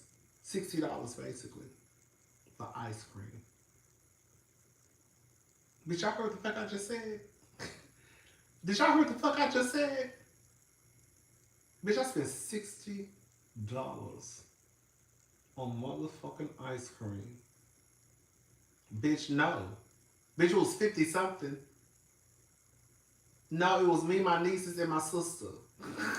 Girl, I bought us all ice cream. Yes. It was 50 something dollars. Yes. For ice cream. Yes, baby, y'all not listening to what I'm saying. 50 something, almost $60 at Creamery. Every extra ingredient you get, they charge you. I said, girl, we could have went and got some Bluebell for $7. Got some sprinkles, baby. Bitch, I could have went to the motherfucking grocery store and got a thing of Bluebell. Girl got some sprinkles for $1.25. Got a little syrup. And we could have went to the house and had a motherfucking ice cream night for $10. Bitch.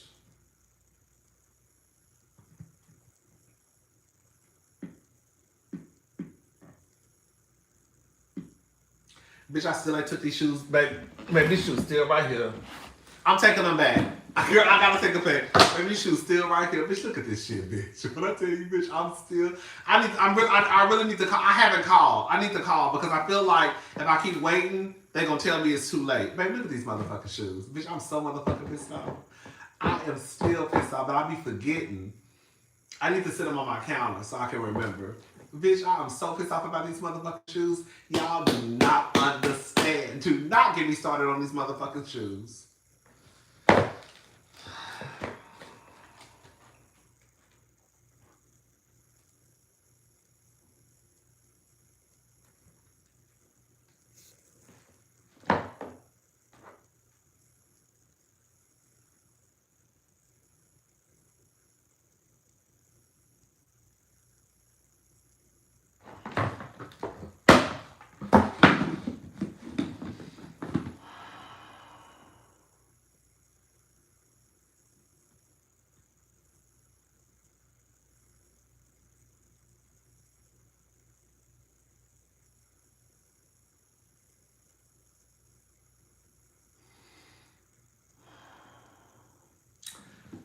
So I've had these shoes for like 4 or 5 years. I've had these shoes a long time. I can't remember. Has it been 4 or 5 years?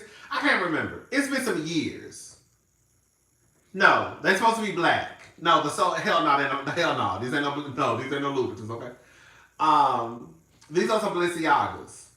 I got these shoes because I just wanted them, and I also like to slide sometimes I'm real lazy, and so I used to wear these shoes a lot to the airport, and these really were like my run around. Like I used to look, girl, no shade. I'd be looking like an African sometimes. You know how the Africans wear mules and sandals with everything? Girl, no shade. You know how them African niggas be walking around here with girl, no shade. You know how the African niggas be walking around here with girl sweatpants and sandals on and sweatpants and mules? That's how I be looking. I swear to God. I look like a Nigerian. I do. I look like a Nigerian. Baby, I'm looking just like a Nigerian girl. I'm serious. Girl, y'all know what I'm talking about, girl. I'm not trying to be funny. Bitch, you know how the Nigerians be walking around the niggas? Girl, you know they old as fuck.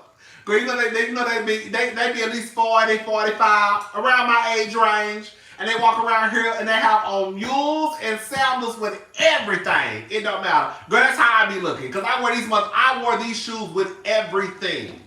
Because I really don't be putting on clothes sometimes. Like when I go out, I really will just like throw on a jacket, zip it up. Girl, I can have on some sweatpants. I be looking a mess. And I just slide my foot into these shoes and go on out the door. So one day I was walking and I kept feeling something underneath my shoe. And I'm like, what is that underneath my shoe? And then one day I just picked my foot up. Girl, it was a big old hole. A big old hole. I showed the cousins. It was a big hole right here in the middle. I had wore these shoes till the sole came off. Do you hear me? Now, I got these shoes because one day I was at work. And a lot of the girls, I be saying I be lazy at work. And sometimes I do. Okay.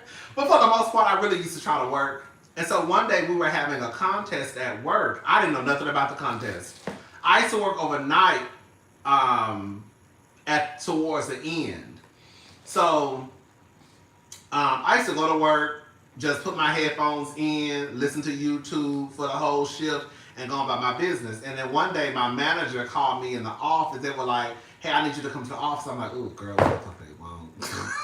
Girl, I'm like, what the fuck they want?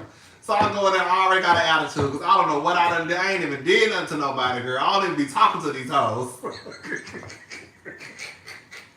Bitch, I be downstairs on the first floor in the cosmetics department. Girl, minding my business. Girl, I don't even talk to these hoes up here. Do you hear me? Even though one time they made me train people, I hated that. So he tells me basically, I walk in, I already got an attitude. What's wrong with you? Nothing. What is there a problem? You sound like you got an attitude. I don't know what you want. What you want? I'm trying to figure out what y'all want, man. What you want? And then he told me that I had won. Either it was $200 or $300. I can't remember the price. And he was like, well, you basically pulled the most out of everybody. We had a contest. I didn't know nothing about the contest. He was like, you pulled the most out of everybody, and so you were number one, so you win a gift card. And I was like, what the fuck? I was like, come on, bitch, okay? So anyways, I won, because I couldn't afford these shoes without because the shoes are $700. But girl, I don't have no $700. So anyways, I couldn't afford these shoes without, that card and discount and all types of shit. Employee discount. So anyways, I was like, oh my God, I could probably finally get my shoes. Because Brittany was a manager, and so she got 33% off. So I used to use her 33%. I'm just selling all her business. So Brittany was a manager, and I used to use her 33% off. So, anyways, I have been wanting these shoes forever because I thought they were cute, sleek, just you could slide your foot in and go about your business. So, anyways, I wore these shoes all the time, and I finally got holes in the bottom of the shoes, like real life, like it was like a hole. And so I took them to the shoe hospital to get them fixed. The sole is black. The sole is supposed to be black. Hello? I didn't even think to really tell them, make sure the sole is black. Because why would you make the sole any other color but black? You can see the outside of the sole is black. You can see this is black. So why do I need to tell you, make sure the sole is black? Baby, I remember I went up there with my nieces. I had went and picked them up from school because my shoes were ready on October the 1st. I took them up there, I think, a week prior because Tatum, I was on the phone with Tatum and Sloan and Bailey. And she asked me, Uncle Rodney, did you get your shoes? I said, oh no. I was like, I don't pick them. They're not going to be ready until the 1st. So, baby, I went up there and I had to go. I was going live that day. I was talking about Diddy and something else. So I was trying to hurry up and get back to this apartment because it was going to be traffic, blah, blah, blah. Baby, I walked in, baby, and baby,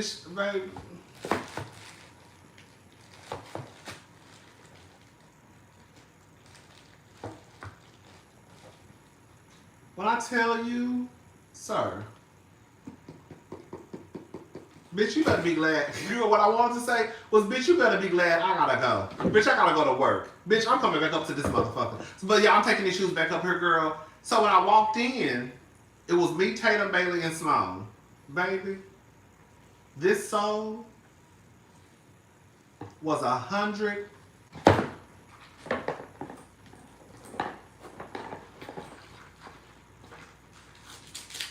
gotta get my purse. This sole was $140.62.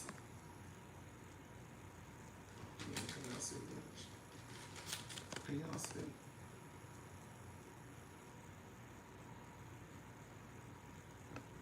Y'all can't see it. Girl, $140.62.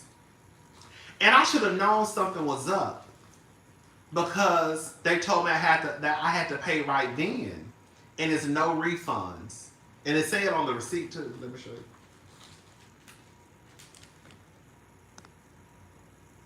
It said on the receipts. So I'm like, this is interesting. And I remember somebody telling me that they didn't like the shoe hospital. I can remember who it was. Girl, it was my sister.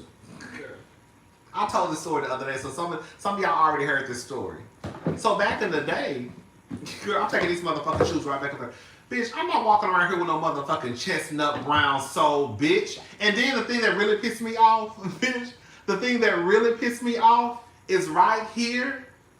It had Balenciaga, made in Italy, 44. Okay? It had Balenciaga, made in Italy, 44, engraved in it. Bitch, they scraped, they took it out, bitch.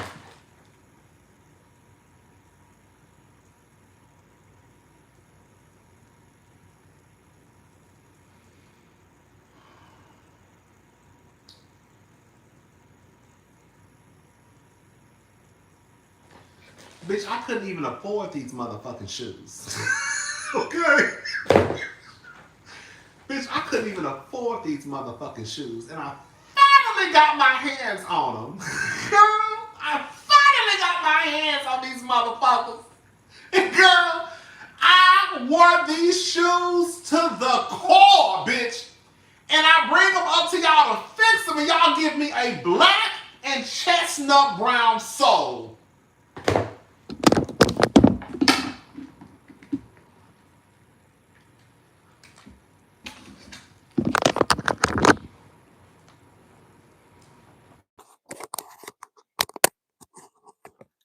Bitch, can y'all hear me? Can y'all hear me? Can y'all hear me? Bitch, I couldn't even afford these shoes. And the Lord finally blessed me with a way to get these shoes. Okay? With a gift card, a Nordstrom note, and 33% off. I finally got the shoes that I have been wanting for a very long time. And then when I finally got them, I wore the fuck out of these shoes to the point where the sole was gone. I had a hole in these motherfuckers, I swear to God. Girl, and then I take my shoes up to the shoe hospital to get them fixed. Matter of fact, I'm going to say the name. Houston Shoe Hospital on Kirby. Count your motherfucking days. Houston Shoe Hospital off 59 in Kirby, Houston, Texas. Count your fucking days. I take my shoes up there, and bitch, y'all give me a chestnut brown and a black sole.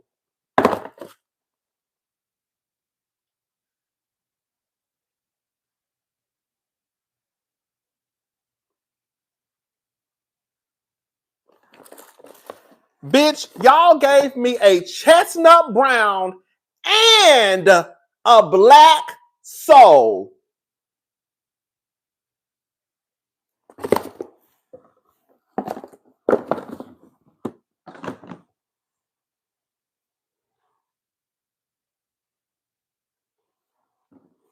Bitch, when I tell I was hot. Bitch, these hoes look like, bitch, I ain't even put my foot, bitch, let me say something. I haven't even put my foot in these shoes. I haven't even put my foot in the shoe. That's how disgusted I am. Bitch, ain't got no traction problem. I'm going to be slipping and sliding everywhere. Slipping and sliding everywhere. Everybody who got these goddamn mules know damn well that the sole is black. I am not about to be walking around here with no fake Balenciagas. Ain't nothing wrong. Let me just say something. Ain't nothing wrong with fake. I'm just saying it's one thing if they were fake. It's one thing if they were a dupe, but they're not. You see what I'm saying? It would be one thing if they were. Then I would be okay with it. But they're not. Girl, y'all done scraped off the Balenciaga sign. Y'all done scraped off the Balenciaga sign. Y'all done gave me a chestnut brown sole and a black sole. I said, girl. So my sister was like, I told you I hate Houston Shoe Hospital. So this was back in the day. This is about like 15, 20 years ago. My sister had bought some candy apple red heels from Aldo Shoes. It was a pair of heels that all the girls wanted. This was around like the round toe season. You know, they have pointed, back in the day, they had pointed toe season and round toe season. I think they might still have it. I don't know. This is before like the pointed toe. So this was a round toe season. This is all I know. Babe, my sister finally got her Aldo Shoes candy apple red. Like the heel was probably like a 3-4 inch heel, like a soak hate, but it wasn't as pointy as a soak hate. Baby, my sister went out one night. I guess she was drunk. I don't know. I just know she fucked her heels up. She fucked her heels up. They were scraped up everywhere and she couldn't wear them. So she took them to the shoe hospital. They said they can fix them. Baby, my sister got bitch, I ain't even got to go. Bitch, my sister got her shoes back. Baby, my sister's shoes went from, they said they could fix the shoes, with, the scrapes and all that stuff. I don't know what my sister, I don't know if she was fighting. I don't know if she was fighting. I don't know what was going on. I just know her shoes was fucked up. But my sister got them shoes back. Them hoes was burgundy.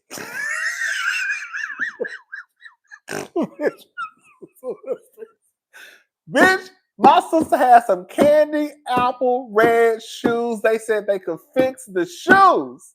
My sister went and picked her shoes up, bitch. Them hoes went from candy apple red to burgundy, bitch. When I tell you she was evil.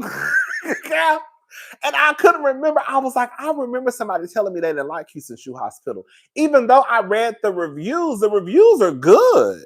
The reviews are good. Come on, Maroon. Yes, Maroon. Girl, Maroon. That was Maroon. That was Maroon. Girl, that was Maroon. That was Maroon. And on top of that, girl, another thing too. Girl, that was patent leather. That was patent leather shoes, candy apple red patent leather. Girl, not only did they change the color, but they also took the patent leather off, girl. So then they were just some regular, girl, they were just some leather shoes. Girl, they wasn't shiny or nothing. When I tell you, baby, she was pissed as fuck about them shoes. I said, baby, they not only did they take the shine away, girl, they also, girl, made a maroon, girl. Girl, matte maroon. Yes. They was matte, girl. They was matte, they was maroon. Baby, I could not remember who told me they had a bad story. My sister ain't never went to Houston Shoe Hospital ever. I told you we forgive like the mafia over here, bitch. Girl, we forgive like the mafia. Bitch, my sister ain't went back to Houston Shoe Hospital. Girl, and that was about 20 years ago. She ain't never set foot back in that motherfucking place. Baby, after I get these shoes fixed, I ain't going back no more. I ain't going back no more. Girl, it was a one and done. She ain't never went back. She ain't never went back at all. Ain't that a mess? Bitch.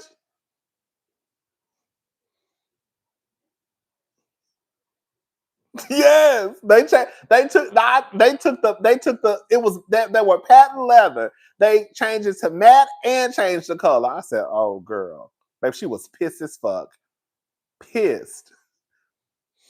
And back in the day, girl, you spent $100 on some shoes. Back in the day, girl, spending $100 on some shoes, girl, you damn near felt like you was rich. That's why I said, girl, y'all grew up different than us, girl. Not y'all. But back in the day, girl, when we spent $100 on some Steve Maddens or Aldo's, girl, you can tell us nothing. Now the girls, you spend $100 on some shoes, they be like, oh girl, that ain't nothing, girl. $100, girl, I spend that on some flip flops. Oh. Okay, because bitch, I need a discount. Girl, I need a discount. I need a motherfucking employee discount. I need an extra 25% off, and I need a motherfucking Nordstrom note. Okay, what was the price? $6.95. I need to pay at least $2.50 for them. That's all I got. But I got $2.75. Okay, I need a motherfucking gift card, a Nordstrom note, a 33% off, an extra 25% off. Then we might be talking about something. If I can't get all of that, then I can't do nothing with it, bitch. Okay, leave them on the shelf and we'll figure it out later, bitch. I gotta save a couple more dollars, bitch. Okay, I need all the discounts, bitch. I did not play those games at Nordstrom. Baby, I need to get all whenever I could, baby.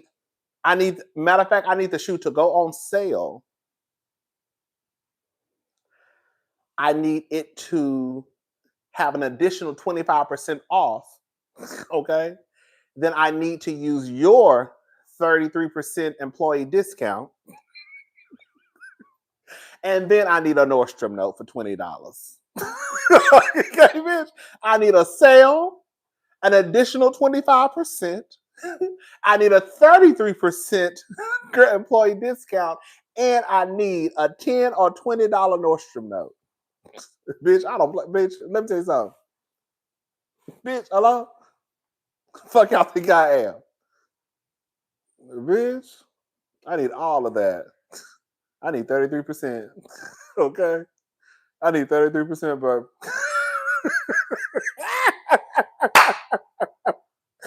Oh, shit. Bitch. Bitch. But I don't remember if these were on sale when I got them. I can't remember. I can't remember if these are on sale. I know I had that gift card. And I know I used Brittany's 33%. Because like I said, she was a manager. And I only used to get 20%. And the managers got 33. And then during the holiday season, they got 40 and we got 30. Yes, girl. So if y'all know somebody at Nordstrom, girl, during the holiday season, the manager discounts go up to 40%, and the sales associates discounts go up to. Did we get 30? I think we got 30. But it's only for like no, I just told a lie. It's not during the holiday season. It's like 2 weeks during the holiday. It's like 33. The 33 go to 40, and then the 20 goes to 30, I believe. but it's only for like 2 weeks. So yeah, girl, if you know somebody, baby, at work at Nordstrom, baby, you can get your nasty 40% off if you know a manager, baby, or like an employee of the year, employee of the month. They they get it too. Hmm. Anyways, y'all, I'm gone. I need to watch. I'm about to warm this food up and eat me a little piece, and then I'm gonna watch The Real Housewives of Salt Lake City, and then I'll have that up tomorrow. Yeah, because I think I might take my nieces out for ice cream for my birthday. Okay, I might take my nieces out for ice cream for my birthday tomorrow. Um, but that shouldn't take too long because, like I said, they got school. I mean, it's a Thursday, so yeah, I could take them out right after school if I go pick them up. It depends. And then yeah, we can I'll come back down here tomorrow with the Salt Lake City review. But yeah. Anyways, thank y'all so much. Thank y'all, thank y'all, thank y'all. I hope I caught all the super chats. Thank y'all for the super chats. Thank y'all for coming and kicking it with me. I had a good time. Girl, I feel like I said too much. I feel like I said too much about Deion and Karrueche though. I be nervous sometimes with the shit I be saying. I feel like it was the truth though. That was that lemon drop I had. I had a lemon drop.